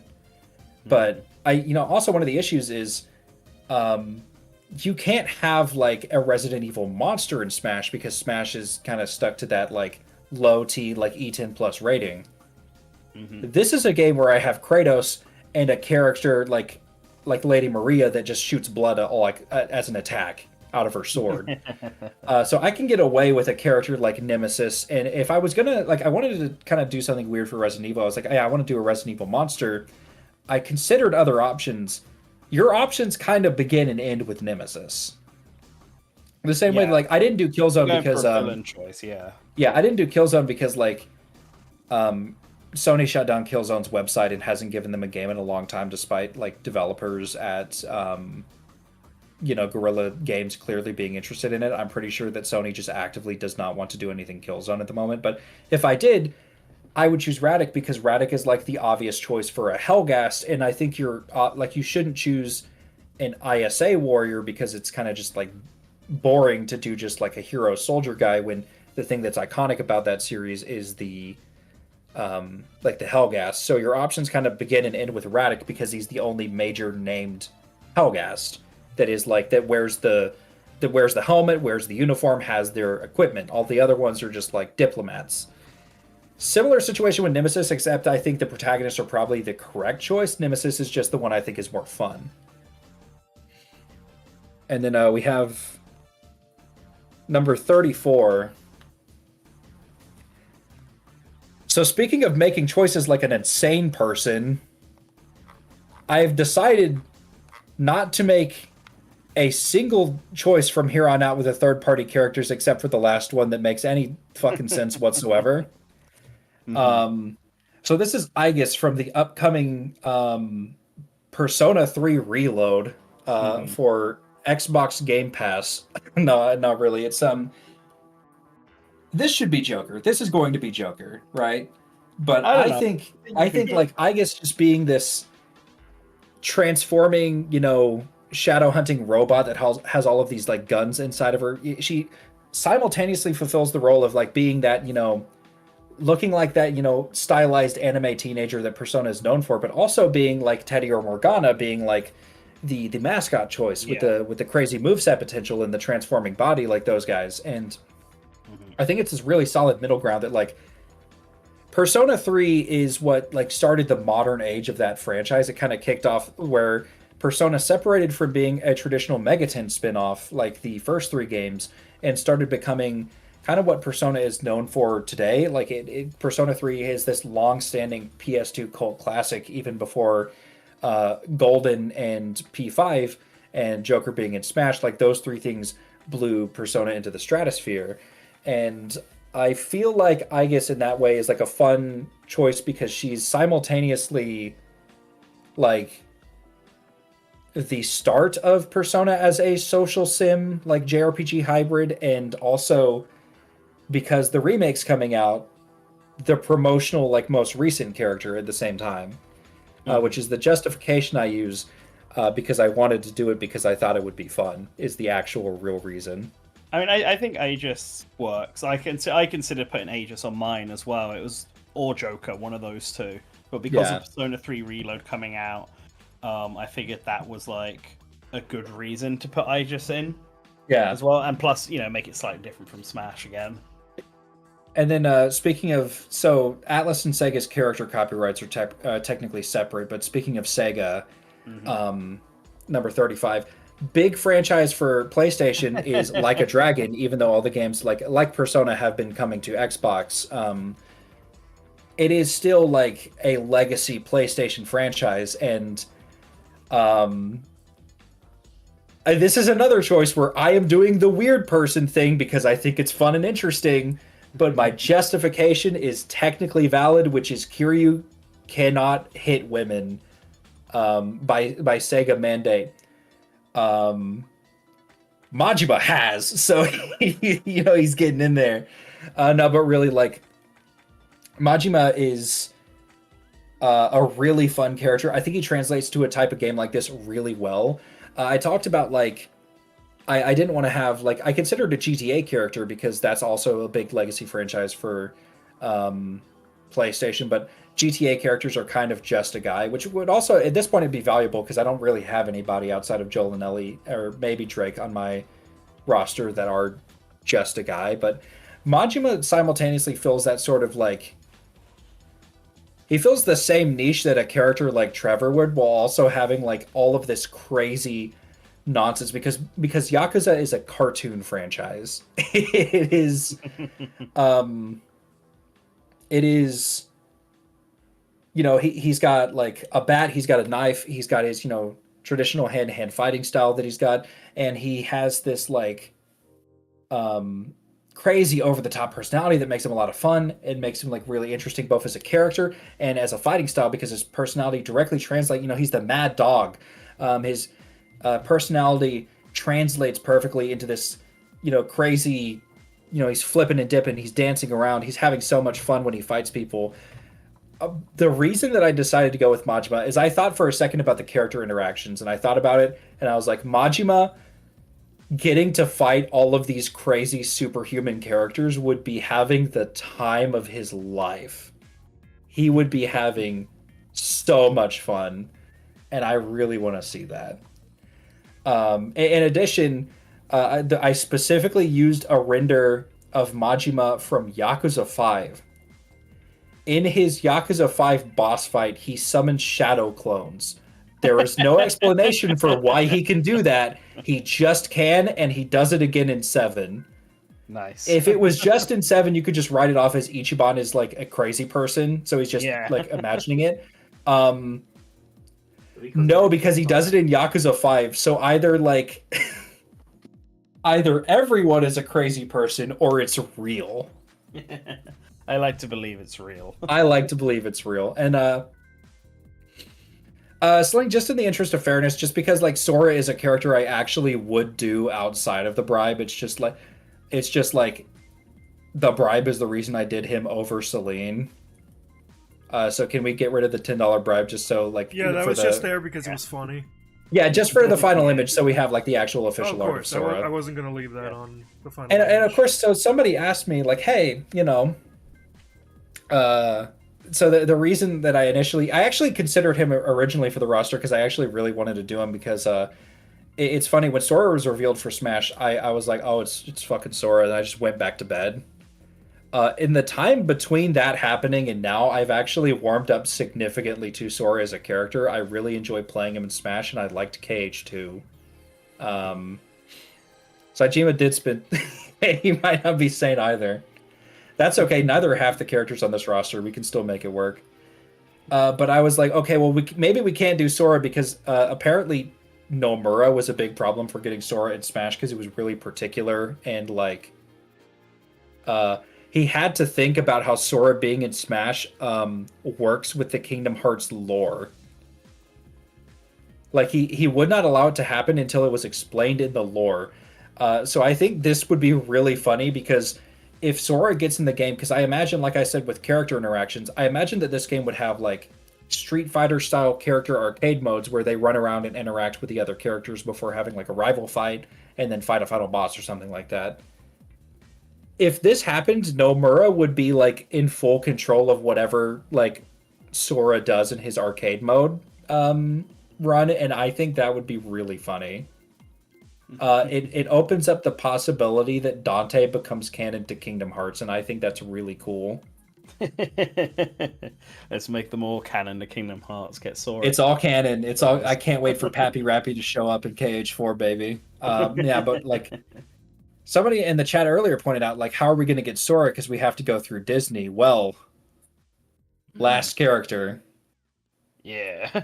You guys are out of your goddamn minds if you think I wasn't going to do Spider-Man. Yeah, iconic. Yeah, like Man. I talked about this in the chat.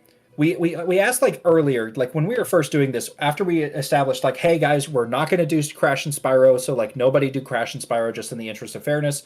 We also asked the same thing about Spider-Man. And I looked in the chat, got on my phone and typed, Slink, I'm going to tell you right now, you cannot stop me from doing Spider-Man. Not only do I love Spider-Man as a character, but like this version of Spider-Man is PlayStation right now. He like, and I honestly, I wanted to include Miles too. If I had room for it, like if I had 4 more characters, Miles would be on here. Like, because I really wanted to do Miles as well, because what they've done with him in the Insomniac games is really cool too. But for now, it's just Peter. And what I was like thinking was, when you go to Walmart, right? If you look at like or like Target and you look at like the PlayStation, Nintendo, Xbox headers for like the games and stuff, about a year ago, I went to Walmart. Spider-Man was like front and center on the picture for the PlayStation stuff. Like Spider-Man PS4 was the best-selling game on the PS4. Like 20 million copies alone. That's like 500,000 more than God of War 2018. That's more than like the PS4 version of like GTA 5. It's like a crazy amount. And like, I can't imagine that they wouldn't at least try to get him in the game. Because yeah, he's not a video game character initially. But that means that Smash will never do a character like this. And if you want to compete with Smash Bros., imagine having the sheer testicular fortitude to come on stage at a gaming event and say, Spider-Man is in our crossover game. Yeah, I think it works for PlayStation more than it does for Nintendo. Like, because I think you got to establish it early if you want to do something like this, and now is the time to do. Now would be the time to do it in a second PlayStation All Stars game with how prominent Spider-Man is on PlayStation hardware. Huff. What? We received $10 from Huff. Cut Sora, add Miles. Huff. No. Huff, you seem to have forgotten that you have made your own roster. Yeah. Yeah, but it would be funny.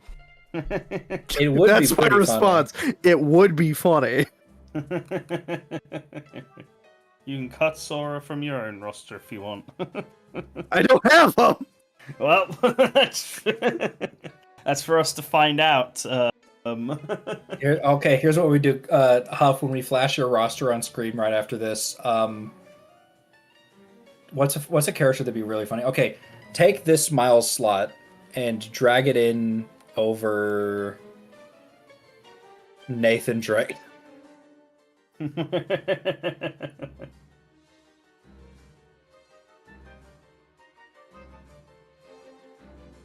It's true. The other person did pay $12 for Sora, so. Oh, do you want me to upgrade it? Then can it happen? No, we're sending it out. Next roster. Okay, next roster. It's somehow Krieg's managed to take longer than I did. Sorry, I'm sorry. I this is why I usually. This is also why I don't like to go first. You didn't. You went second. Yeah, well, this is I know, but like if I went first, it would have been even worse. Again, like I'm sorry for taking so much time. This is my special topic. This is my like obsession. Well, I guess Huff Right. will go up next then. Lightning round. Yeah, I'm gonna make this one go by fast. I will say one thing. I actually made 2 personally. One of them I made bored me, so I decided not to go with that one. I'm sending that to Slink. They can flash it on screen after we're done with this. That one is what if I gave multiple reps to some series. This one is just one per series because I wanted to represent more shit. I wanted more unique shit. Fair enough. So, we're gonna do this quite fast. We're gonna do a lightning round. Let's just get the first 6 out of the way, because I feel like you need these 6 regardless.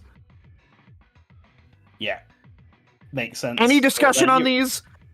I don't think we need any. You also went for 6 solo Ellie as well, like me then.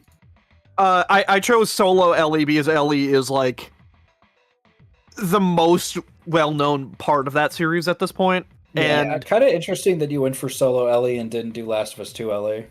there's a reason. I made a Last of Us 2 render. You've seen it. It's funny. I made a Last of Us 2 version. Imagine this is the Last of Us 2 version because I only chose Last of Us 1 version because the Last of Us 2 render is fucking hilarious, and every time I see that box art, I laugh. Every time I see it, I'm just like, that's so funny, and I can't take it seriously. I have another one if you need it. Nah, too late. We're good. Okay. All right, and so just for reference, I actually did Rivals. First row, go down one, like the character below the character in the first row, that's their Rivals. Okay. And then third row, the character below them, and then fifth row, the character below them. So Kratos is rival. yeah. So this is probably the worst way we could introduce the rival system because this makes no goddamn sense. They were just the leftovers.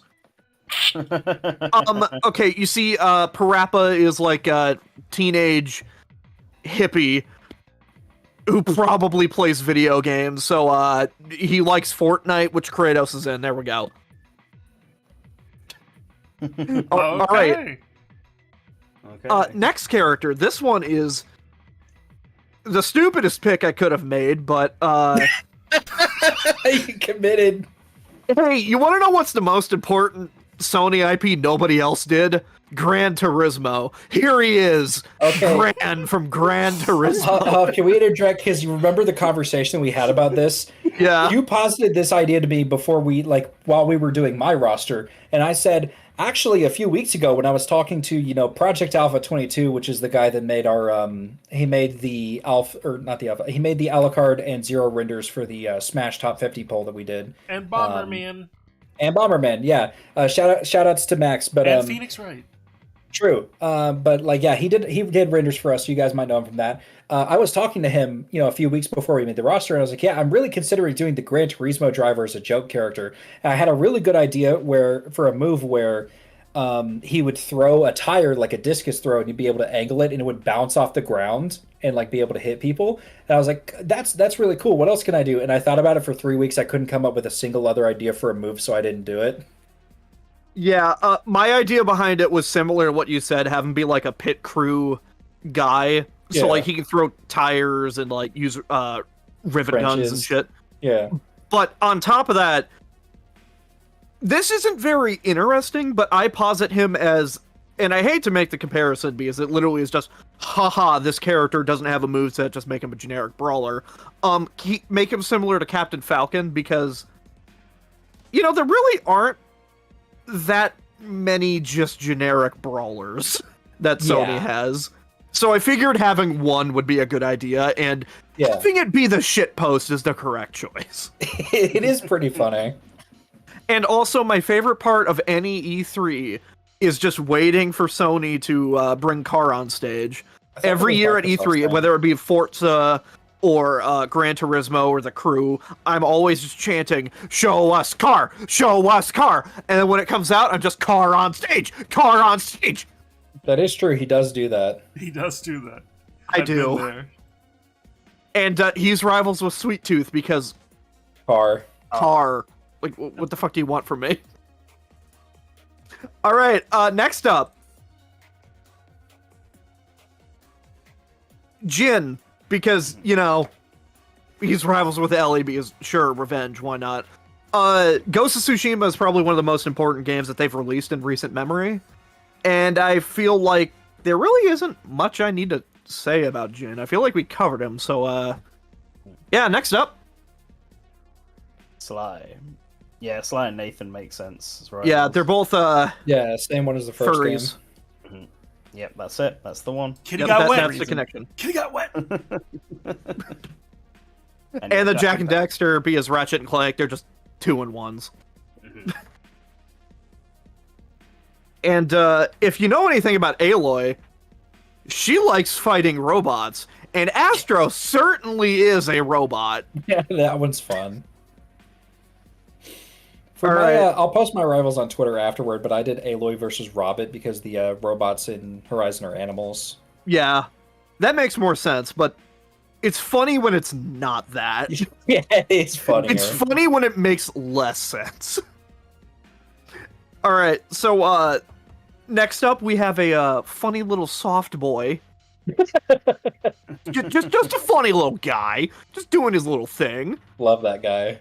Yeah, and just reveal the next two. We really don't have much to say about them. Yeah, Serdan and Cole, Infamous and Medieval may be dead, but like,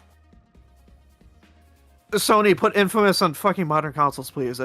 Please, just what the fuck is wrong with you? Why haven't you done that? Yeah, a week or two ago, Huff DM'd me because he wanted to play the Infamous games, and he was like, "Hey, is there anything other than PS3 I can play them on?" And I just looked through all the options. I was like, "No."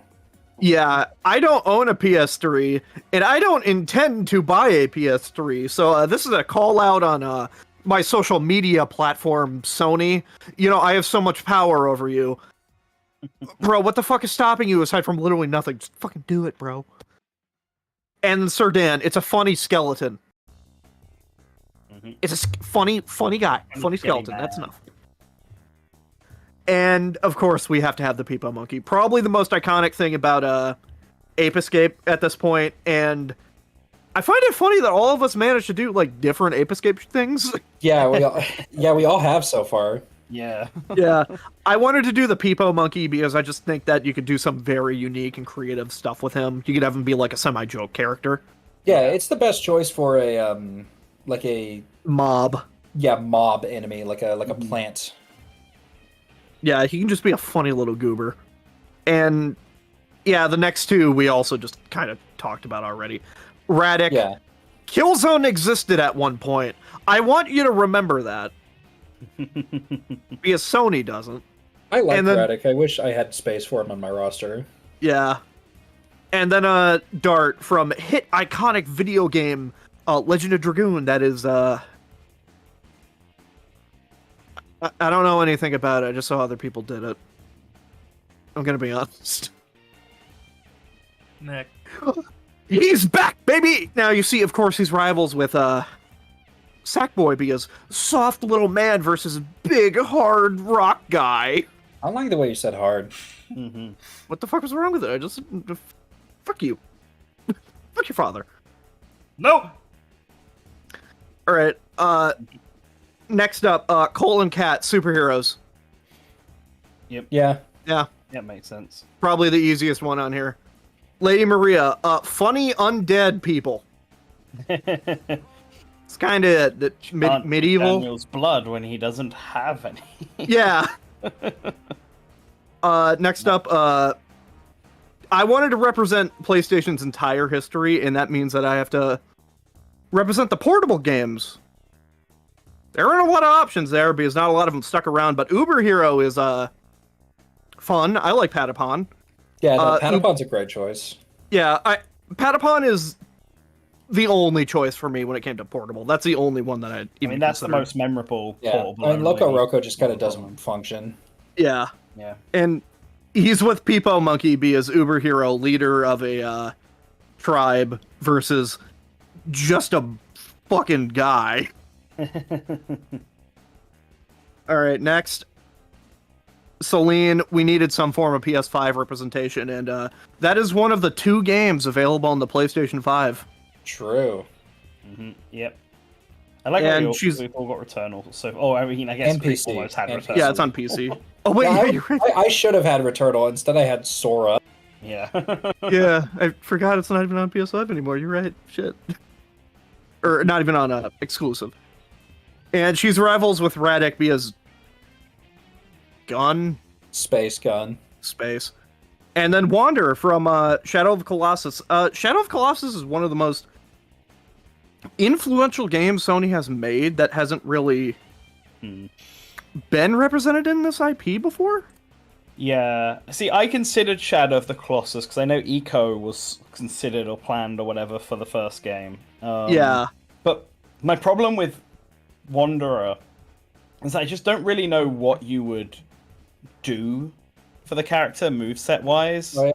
Wanderer Like- is not a title, by the way. Wanderer is his name. Oh, okay, yeah. Well, Wanda. Is it Wanda? Wanderer. Oh. Yeah. Oh, okay, Wanda. Okay. So I don't know really what you would do for Wanda in terms of a moveset that would be like really that interesting. That was my problem with him. Like Shadow of the Colossus stage would be really cool, Yeah. but Yeah, I always do a Character, stage because, partially just because he's kind of a basic swordsman, and Yeah. in some ways I already have Dart for that, although he also does punches and kicks and stuff. But also because if from what little we know, because this is actually one of the few areas of like All Stars development that I am kind of a blank spot on, but we have good reasons to believe that Team Eco said like no to Eco or Shadow of the Colossus being represented in the first one. yeah. Well, like the reason we know that they were planning something eco related is because they had clearly already started working on it. So the fact that it wasn't in there and also seemingly not in game file as well, if I remember correctly, does sort of state that like someone stepped in and was like, no, you can't do this. The reason why I leaned Wanderer for like he's the generic swordsman because I foresee Jin as being like a stance change. Yeah. Sir Dan is like just the Link archetype, throws random Yeah. shit at you. Yeah. And then Dart has Dart, an install. yeah, Dart is kind of like a mixed brawler, and I Yeah. believe he also has some form of magic, right? He's a brawler swordsman hybrid, and he has some magic, although he doesn't specialize in it. Yeah, and at that point, that just leaves room for like, for lack Yeah. of better comparison, the Lucina or Marth, Yeah. just a swordsman. And then, like, if you, because I assume everybody has Cloud, but Cloud is a sword mage, so like, Yep. Yeah, we can just do the next one because easy. We had a pretty long discussion on it with Creek's roster. Cade 6, good choice for Destiny. I chickens. considered what? He likes chickens. Yeah, he does like chickens. Very epic chicken man. I did consider a few other characters like Aldrin, but Cade 6 had artwork. So I picked him. Because then I didn't have to crop them. I'm gonna be real with you. I just got lazy. Next up is Toro and Kuro. And I'm doing something different because I decided to instead have them be the same as they were in the previous game. Instead, transition them to be more like a in Nick All-Stars Brawl 2, how the Angry Beavers function. Where they're like separate characters that you can summon into. It's kind of like Pyra/Mythra, except for sometimes you can summon the other one in to do a different attack. Okay. yeah, Pyra/Mythra, but they call the other one out as an assist for one of their special moves. Yeah. Right. If you just want to do the next three, that's fine. Yeah. Yeah, I mean, Cloud. yeah. Cloud is a necessity. He is the first third party you should get out of anybody. Uh-huh. Heihachi, I wanted to keep at least one character from the prior game. And then Donte. I wanted to remedy what they did with Donte in the previous one because people really hate Donte. And Donte is just a good, solid choice overall. Probably my first choice for a Capcom character. Yeah, for a me as PlayStation well. 1. Yeah, me as well. And I want you to know this next character I chose to put there explicitly because the render next to Donte just made me smile. I know what it is. I considered doing Abe as well. This was one of the last So- third-party characters I cut from my roster because I knew that Huff was doing it, so at least one of us would have him. Yeah, okay, so my thing with Abe is Oddworld Munch's Odyssey. That was actually the first game I ever played. So I actually have an attachment to the Oddworld IP, and I was thinking about it, and we've done a few rosters in the past, and something I want to do going forward is pick things that are only really viable in certain rosters. Because, like, let's be real, we could have picked Sora, we could have picked Sonic, we could have picked Assassin's Creed, so many different IPs that are available on this, right? This is the only time Abe has a chance. Yeah. This is the only roster in which Abe is a viable choice. So I want to start leaning more into the idea of, like, this is the only time we can pick them. Fuck it, we're doing it now. And Abe is just a funny little guy. Somebody in the chat said I dare you to pick other than Cloud for a Final Fantasy rep. So here's the thing. I wanted to do like I think pretty much any Final Fantasy game that isn't like a spin-off from 7 onwards, with the exception of like 13, has strong ties to PlayStation and would be a good pick as the second choice. If your first choice is anybody except for Cloud, you're wrong. I'm sorry. Like I don't usually say that, but it is Cloud Strife. He is PlayStation. Yeah, that is the PlayStation character. Out of all third parties, he is the first one.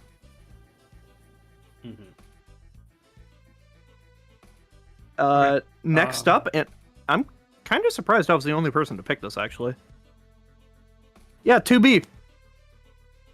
Somebody Very- literally said, "Has anyone had 2B on their list?" like a minute ago. Yeah. Yeah, Cody, I got you, my man. I sees ya. I sees ya.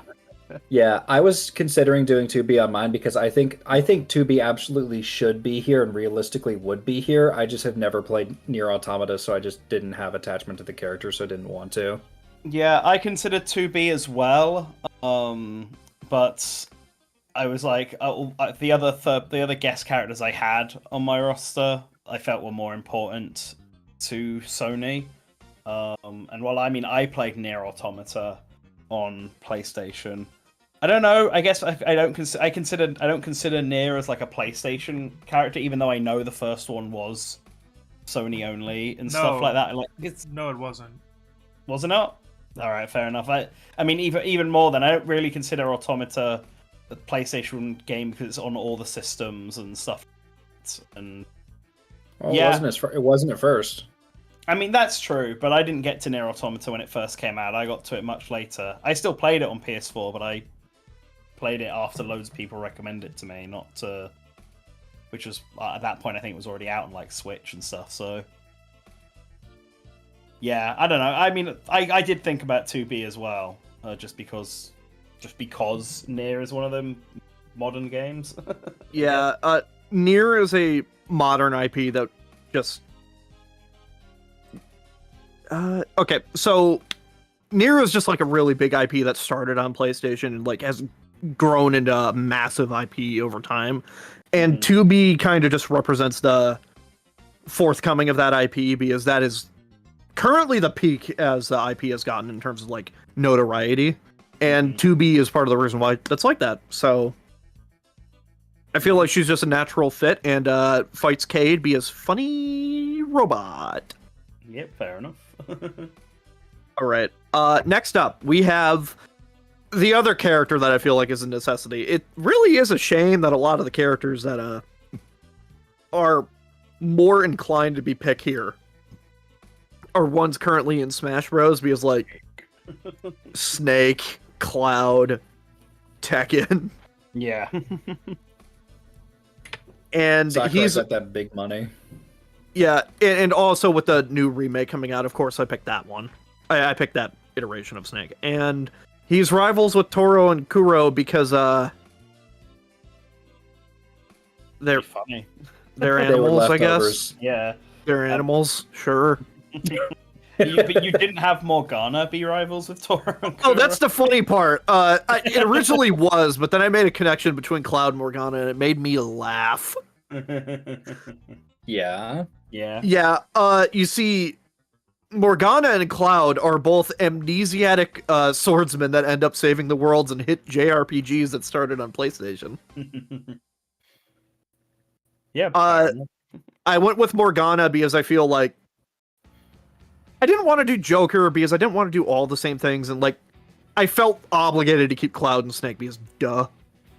And Morgana is one of the more well-known things from Persona 5. And on top of that, a lot of people don't like Morgana, so think about this as your chance to beat the shit out of them. Buy the hit new game to beat up Morgana. Your favorite. It's really funny in the community. There was this big like fake rumor going around a few years ago, or not a few years ago, like 6 years ago now. I was still in high school, but it said that there was going to be this like PlayStation All-Stars sequel revealed, and it said one of the like first characters revealed for it was going to be Morgana. Yeah, that. It's so funny. Sorry, I'm sending a message. Next up, we have the goated hit Castlevania character Alucard. Everybody has had him so far. I feel like there really isn't much to add aside from I used a better render. No, hell nah, man. No. Rivals with Heihachi be as a person with bad dad versus the bad dad. It's kind of it I got. Right. Also, it's funny. Sure. I put more effort into some of these rivals than PlayStation All-Stars put into their rival system. Oh, Geralt. Okay, interesting. Yeah, Geralt is another character that I felt like isn't fully linked to PlayStation, but when you think about like CD Projekt Red, PlayStation really pushed them hard in the past few years since The Witcher 3 came out, and I believe The Witcher 3 is explicitly the third best-selling game on PlayStation 4. It sold like 15 million copies on PlayStation 4 alone. And I feel like he just offers a lot here, and he just has a lot of fans to the point where it would be a decent inclusion. And last and least, Spider-Man.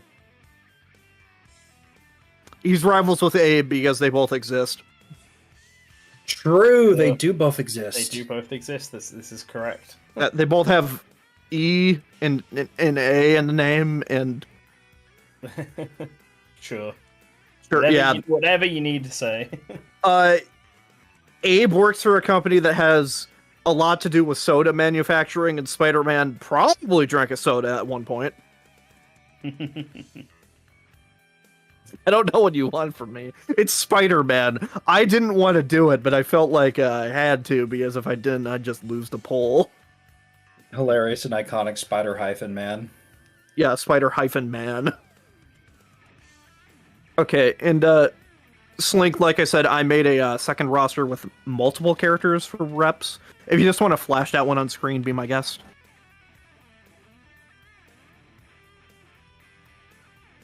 Yeah, this is the one that I made in which IP's got multiple reps. And I forgot about Anthony Mackie Chondo. Yeah, the reason why I didn't go with this one is because most of the IPs that Sony would theoretically give multiple reps to, I just don't care about. Yeah. Yeah, so like the main ones are like God of War, you'd get Atreus, and I threw Zeus in to represent the older IP. Twisted Metal, I threw in John Doe, hit protagonist of the Twisted Metal TV show, and I used Anthony Mackie because it just made me laugh, because that's his actor. Last of Us, Joel and Abby, and you see the Ellie render? That's why I didn't use that one. It just looks funny. It's a pretty bad render. It's hilarious. Uncharted gains Chloe, Ratchet and Clank gains Nefarious and Quark. Yeah. Horizon gains Silence. Little Big Planet gains Vex, the antagonist of Sackboy: A Big Adventure, which I actually really like that character. I wanted to do it, but I felt like only doing one IP getting another character and it being Little Big Planet would be just objectively wrong. And Demon Souls guy instead of... Yeah, I did Slayer of Demons instead of Lady Maria because PlayStation 5 game. I cut Celine on this one, so you get a PS5 game. Right. And I swapped Spike in over the Peepo Monkey because I don't remember. Yeah. Sure. I mean, sure, yeah. Spike's like the protagonist, isn't he? He's already in the first game. Yeah, and would be another, like, veteran. Yeah. Alright, so I guess now we've only got Shadow Links to go. This has been a very long one. Yeah. I am so sorry, everybody. But unless Slink has like a particularly unique character they want to discuss, this should go by a bit Oh no, quicker. some of those are, I'm sure, are going to be funny. John Doe is still the funniest thing on here. It's funny because Twisted Metal is like a franchise that has a bunch of characters.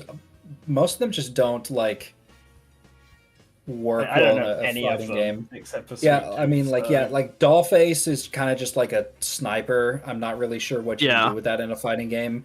Axel is too big. Calypso doesn't fight, and like outside of those three, who cares? I mean, John Doe is a bit of a. I mean, he exists to be the just generic man, the character. Yeah. Like, hence And- the name. They're also just pushing him quite a bit because of the TV show. That's the only reason I chose it, really. Because Sony really does like their movies and TV shows. Yeah. Mm-hmm.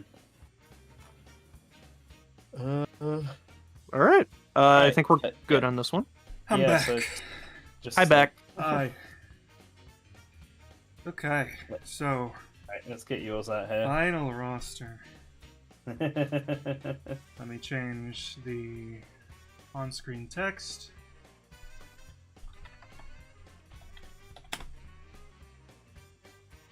We really did predict that this was going to take until 1.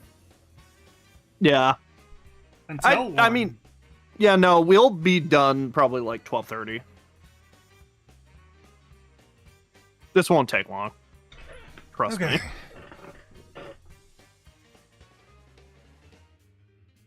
It is time for the A Shadow Link roster, and I'm a I'm little just worried gonna, about this one.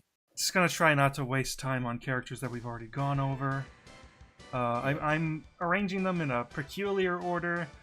Don't worry about it. Here's Kratos. He's gonna be up here. Next character's Ratchet. They're gonna be up here. Oh, sorry, and Clank. Very important. True. He is the man.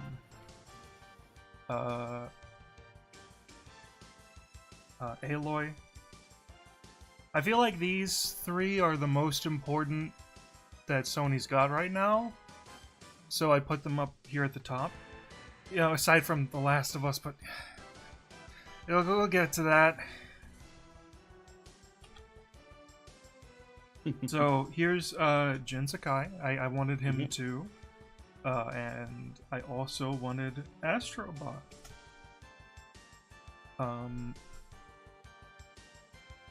Now, fun fact, this was actually the 6th character that I put on this roster.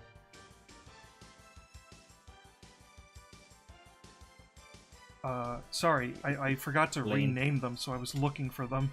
Here's Celine. Yep, I like it. We really did all that. When I picked Celine, I thought it was a bit of a random pick. We sort of all last thing, but either we all have technically her or picked we're her. going to have her at one point. Yeah. Yeah, to be fair on Celine, I actually did consider another character from Returnal. I did consider Frike, the first boss, just because I thought a monster would be interesting, but Alright, next character, Kitty Got Wet, Nathan Drake.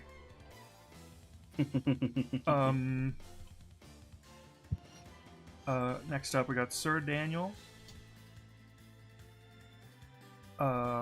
And... Sorry, I gotta remember what I named half of these files. I should have just numbered them and put them in a folder, but I'm stupid. Here's Colonel Radek. I like Killzone 2 a lot. I think that game's pretty cool. And I like Radek as a character. He's very interesting. Next up we got Cole. I don't feel right doing anyone but Cole for Infamous. Also Delson is Troy Baker, so that's a problem. Not really a problem, they it's can just always like... recast them. I already had Joel, so the Troy Baker was a foregone conclusion. You know, true enough. I literally, that thought occurred to me the moment I said that. And here I've got Cat. Alright. First new character. From a old PlayStation IP that has not been brought up yet tonight. We have Ellen from Folklore. For those of you who don't know, Folklore was a game made by the original creator of the Megami Tensei series, the Shin Megami Tensei series. That's right, Koji Okada. Right. Okay. Yeah, and a just choice. just like then, just like that, Ellen fights by summoning familiars. They're called folks in this game, and she has access to a bunch of them. And you use those folks to take down the folklores. Where's the Keats victory screen where he comes on screen and says, "Hi, I am not Otacon." He does look like Otacon. Yeah, I remember you I remember I found out that you were doing this early because you had to ask me, like, because I'm the PlayStation guy in our circles. You were like, "Hey, is Folklore owned by Sony?" I was like, "Yes." I guess I'm not doing it because I don't want to overlap. Yeah, so I just want people to know, the Folklore wiki has not been updated in a long time.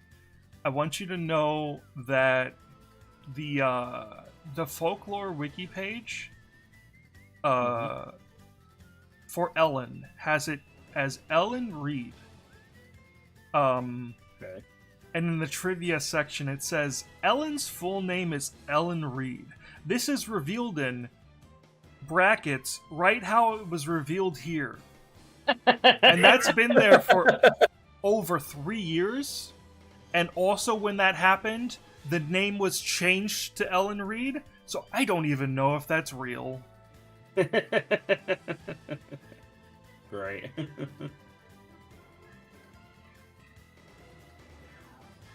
Alright, we've got some more fan favorites. We got Jack and Daxter. I kinda love Daxter's face on this, I'm gonna be honest. Yeah, that's why I We're used gonna that use- one and not the. Actually, did I use that one or the green one? Which one did I Use use? this one. Okay, yeah, I remember seeing Daxter's face because I have 2 icons for Jack and Daxter. I saw Daxter's face. I was like, "Yeah, that one's fun." Okay, I also have Sackboy. Another new character from an IP not yet discussed today. We've got Yuna from Hot Shots Golf. Sure. Why not? Hit Hotshot Golf character from trending tab of the Hotshot Golf wiki. I remember plays this golf. this character was chosen because the reason we have this icon is because they were chosen for a previous PlayStation All Stars roster that I did some time ago, and I was like, "Hey guys, who knows anything about Hot Shots Golf?" And then somebody just assumed that this character was important or popular because her page was trending on the Hot Shots Golf fan wiki, and we've just run with it ever since. Why do you say someone? You know who it was. Was it Ganame or was it you? It was me. Oh my god, it was you.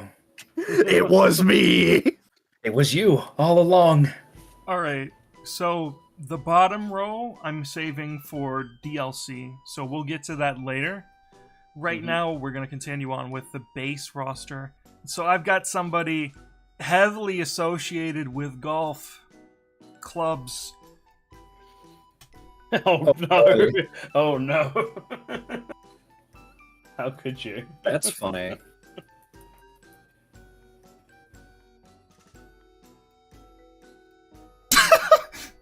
All right. Oh, I thought you were doing the other thing. No, I changed my mind. This was funnier.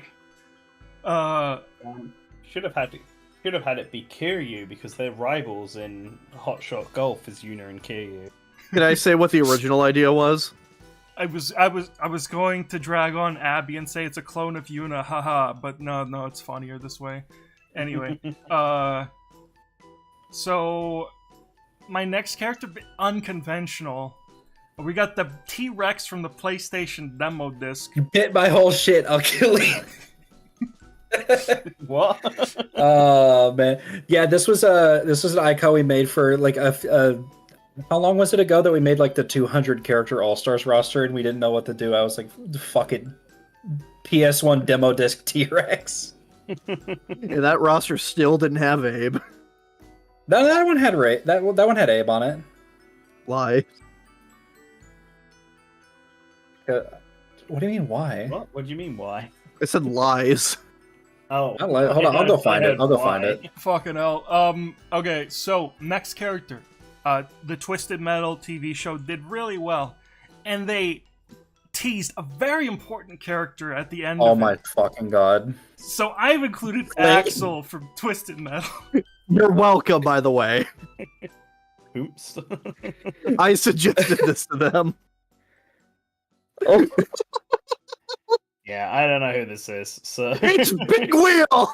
He has Yeah, the it- wheels. Axel is a recurring vehicle / character in Twisted Metal that is a guy strapped to 2 giant wheels. I'm posting an image in the chat. Hang on. This is him. He's great.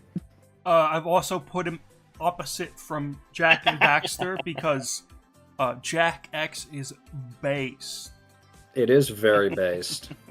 Okay, and similarly to that, we're continuing the rivals with one that is very appropriate. So I talked about how Folklore was made by the creator of Shin Megami Tensei. So it's natural to put them up against another Megami Tensei character.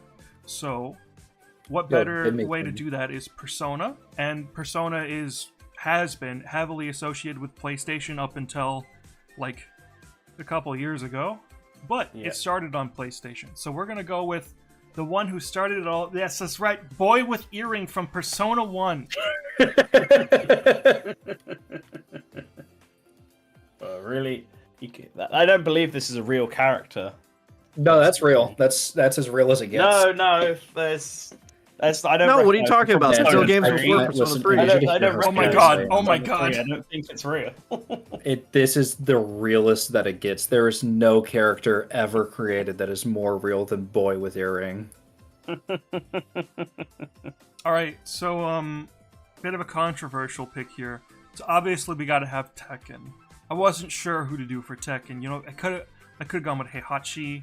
I could have gone with Jin. Probably wasn't going to do Kazuya because I don't like stepping on toes. But somebody stuck out to me. So I picked Eddie because he's funny. He does the capoeira and people hate him for that, but also people love him. What people don't like and also love at the same time is a character who apparently stole Eddie's slot. So I decided to include them here because it's funny. Here's Lucky Chloe from Tekken. Slink, how does it feel to lose the poll?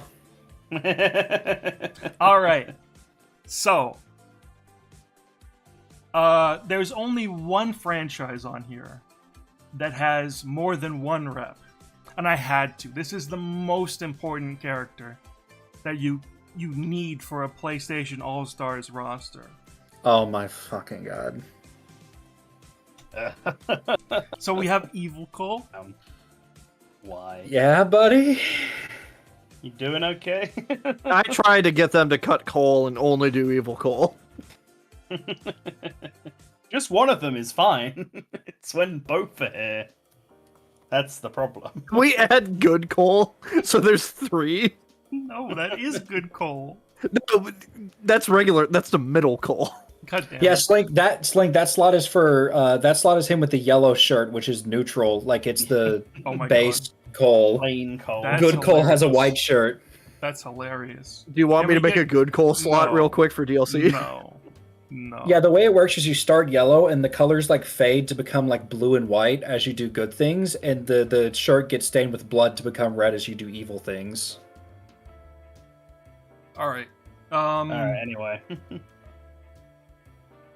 So next character, I have opposite of Radek because they would be enemies in a war. I'm including character from hit PlayStation 4 game The Order 1886. That's right, we've got Galahad from The Order 1886. This is another one that you asked me, does Sony own this? And I was like, oh, with Ellen, I was like, oh yeah, that's a really good pick. And with Galahad, I was like, oh god, they're doing Order 1886.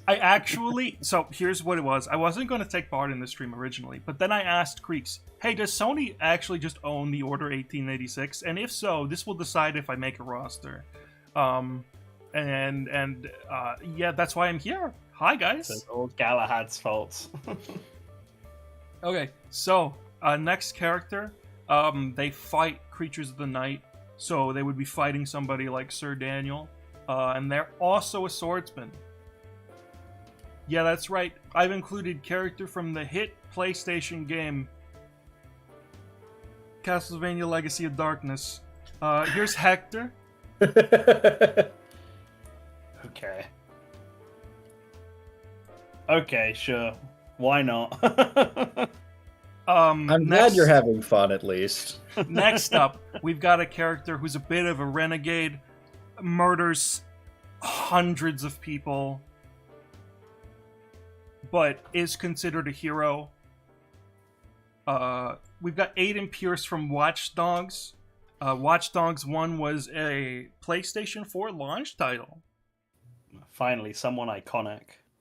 Exactly. His iconic hat. Yep. Gotta be in a game. Oh my god, is that Fort Faith? That's Fort Faith. Okay. Okay, who's Celine's rival? Okay, Salim's rival is... I'm gonna be honest, they're just here because they exist. We got Glamrock Freddy. No. This is the one I can't hold back my laughter for. What are you talking about? They both have amnesia. That's something. What are you talking about? Have you ever heard of Among Us, Gregory? Gregory, you are banned from the daycare. It's like, I want you to know that I put together a list of assist trophies for my roster after I made, like, the roster itself. Freddy was on it. Jesus Christ. Okay. Alright. So... next character, a robot. Rivals with robot. We need another robot. That's right, we got Connor from Detroit Become Human.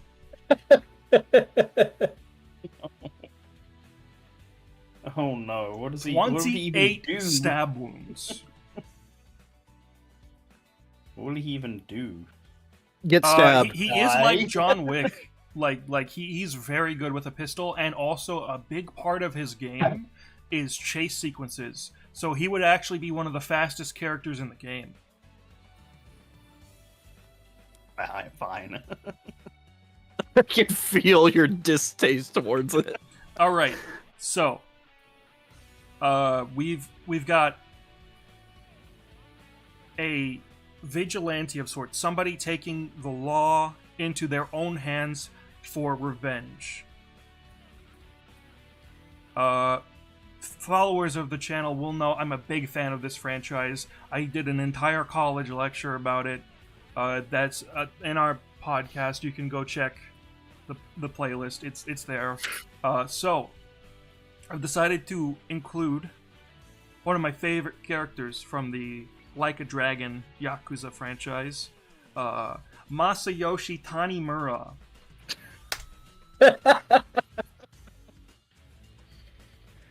I'm looking for the GIF. I'm looking for the GIF.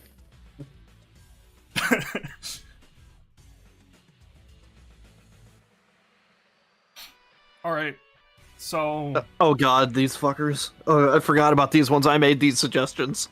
All right. So the next character is from a PlayStation 3 launch game. We don't have a lot of big characters on this roster, so I needed one. And so I decided to pull from the very important game Lair for the PlayStation 3. So I've pulled out Ron from Lair. You want me to do the lead-in for the next one? Yeah, sure. Go ahead. Alright, so here at Source Gaming, we have a fan base that is very dedicated towards a Scrimblow audience with hit platforming IPs like Rayman and Crash Bandicoot, Mario, Spyro, etc. And, we decided to lean into that. We might as well just pick up one of the most iconic one of the more iconic platformers from back in the day. So, yeah, that's right. We listened to you. We listened to you guys. We listened to you guys on the fan poll. We saw how many votes it's got on the Smash ballot. That's right. We chose the Jersey Devil. From the Jersey Devil. That's not Okay, was this always the plan, or did you see that one post? What post? Okay, last night I posted the Oh, this was stream a while link. ago. This was before. Yeah, I made this last suggestion night I like 2 posted the weeks ago. stream link in a server that me and Slink are both in, and said, "Hey guys, tomorrow morning we're going to be doing the PlayStation rosters." And somebody said, "I'll start rioting if one of you guys doesn't have Jersey Devil," and I said, "Start rioting early then." I guess I was wrong. We made that icon like 2 weeks ago. Yeah.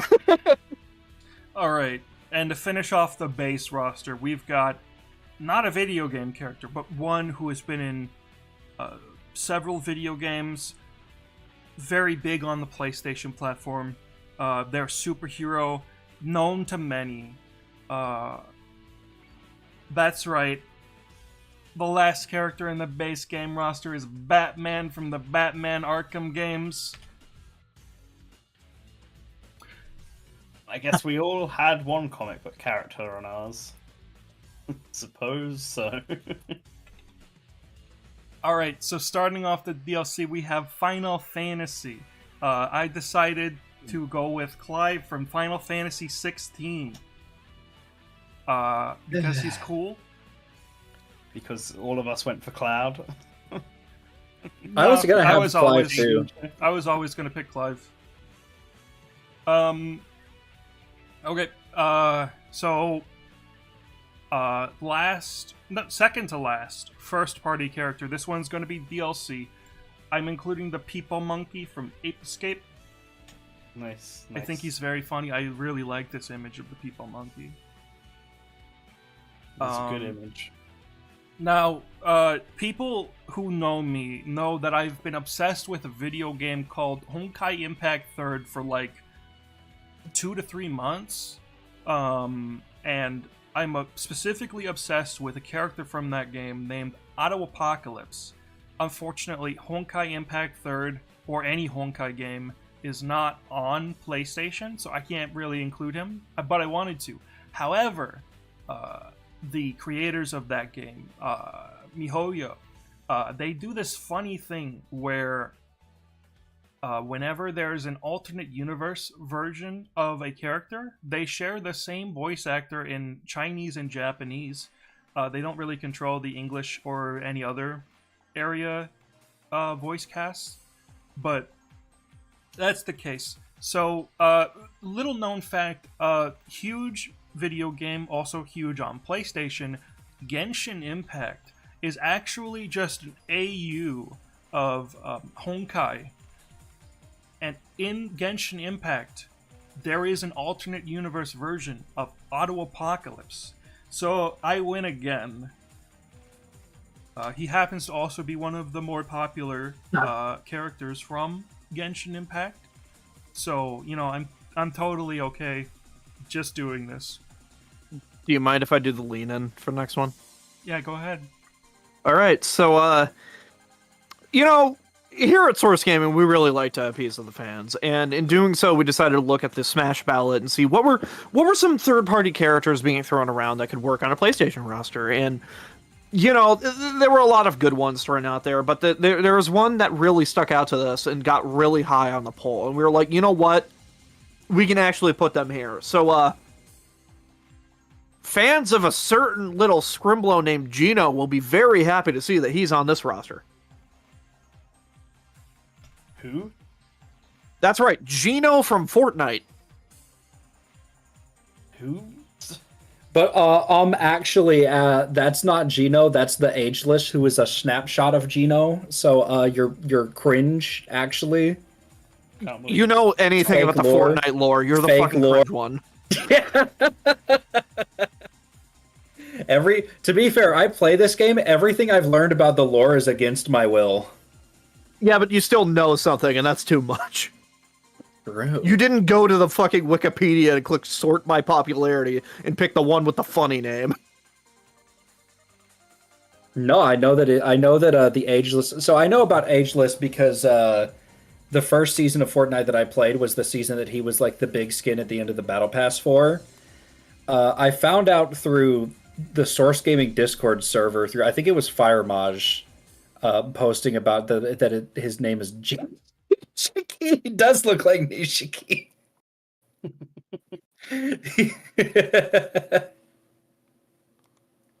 All right, let's get these last two going. Okay. So the last first party character, DLC, one you have to pay for. Knack. Good, he's here. Net sweep. I was worried you weren't going to have him then. All right.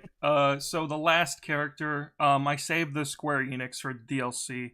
I'm also like very aware that Nier Automata is huge. Like it is a gigantic game. So I've decided to include the main character from Nier Automata, 9S. I knew this was coming. Immediately, this from the build-up, I could tell this was coming. I mean, you're not wrong. Alright, so this is my final roster that I've made on this stream. I hope you guys enjoyed the stream making process. I hope you guys enjoyed the funny jokes. I want you to know that I did this an entire bit because I was told that I could not include Spider-Man, which is why Batman is here. I am a petty bitch. So here's my final roster, everybody. I hope you have fun. Axel is still here. That's real. Galahad is still here. That's also real. Connor is here. That was real. And Joel is here. That is real. And of course, Knack is real. Also, the Raiden Shogun from Genshin is an AU version of Raiden Mei, who is in almost every MiHoYo game. So fuck it. She makes the most sense. I didn't even notice that you didn't have Dante on your first one. Yeah, it was actually funny. On my original joke roster, I had Virgil, and then I was told put Batman on there, so I removed Virgil for Batman because it was fucking hilarious. Anyway, this is my final roster. I want you to know that I approached this genuinely and made real picks, and then I got really angry, so I fucking did all of this. Never underestimate the lengths I will go. Look, my favorite part about that roster is that you put Cole against Evil Cole as rivals. Yeah. It's true. Hey, you gotta fight your inner self, you know? What more rival can you get? Alright. So that's it. Hope you guys enjoyed Clam Rock Freddy not on the real roster. I noticed Creeks hasn't said anything for a while. I think I broke him. They're coping and seething. I think I broke him. I'm just in shock at the misdirection. So the thing is, I knew going in that you didn't want to do this, so I legitimately thought it was your real roster, and when you pulled out like a different roster, I got like stun locked. Because I genuinely, knowing you, I was fully of the belief that you were completely serious about all those being your picks, and I was kind of stunned that you did a real one. Yeah. Okay. Yeah, right. So I hope you guys enjoyed our roster stream. As always, after this is done, we're going to put up all 4 of our rosters on the Twitter. You can vote for which one you like the most. And we will have a poll eventually on our community tab where you can vote for the next roster that we do. There will be 4 choices, and we'll be figuring out what those are shortly. We have, right now, Shonen Jump and Fire Emblem are the ones that are staying? What was Shonen Jump, Fire Emblem, and I believe the Disney fighting game Oh yeah, roster as Disney well. Disney Yeah, Smash Disney's on there Brothers. as well. I think I know what will be the fourth one, but we'll discuss it. Okay. Mhm. Okay. Anyway, As always, thank you to all of our lovely patrons. If you want to help us make more content, you can support us on the Patreon, or even just like the video and comment. Tell us who was your favorite roster on the video comments too. I hope you guys had a good time, and I hope you have a good rest of your day. I'll see y'all later. Bye. bye.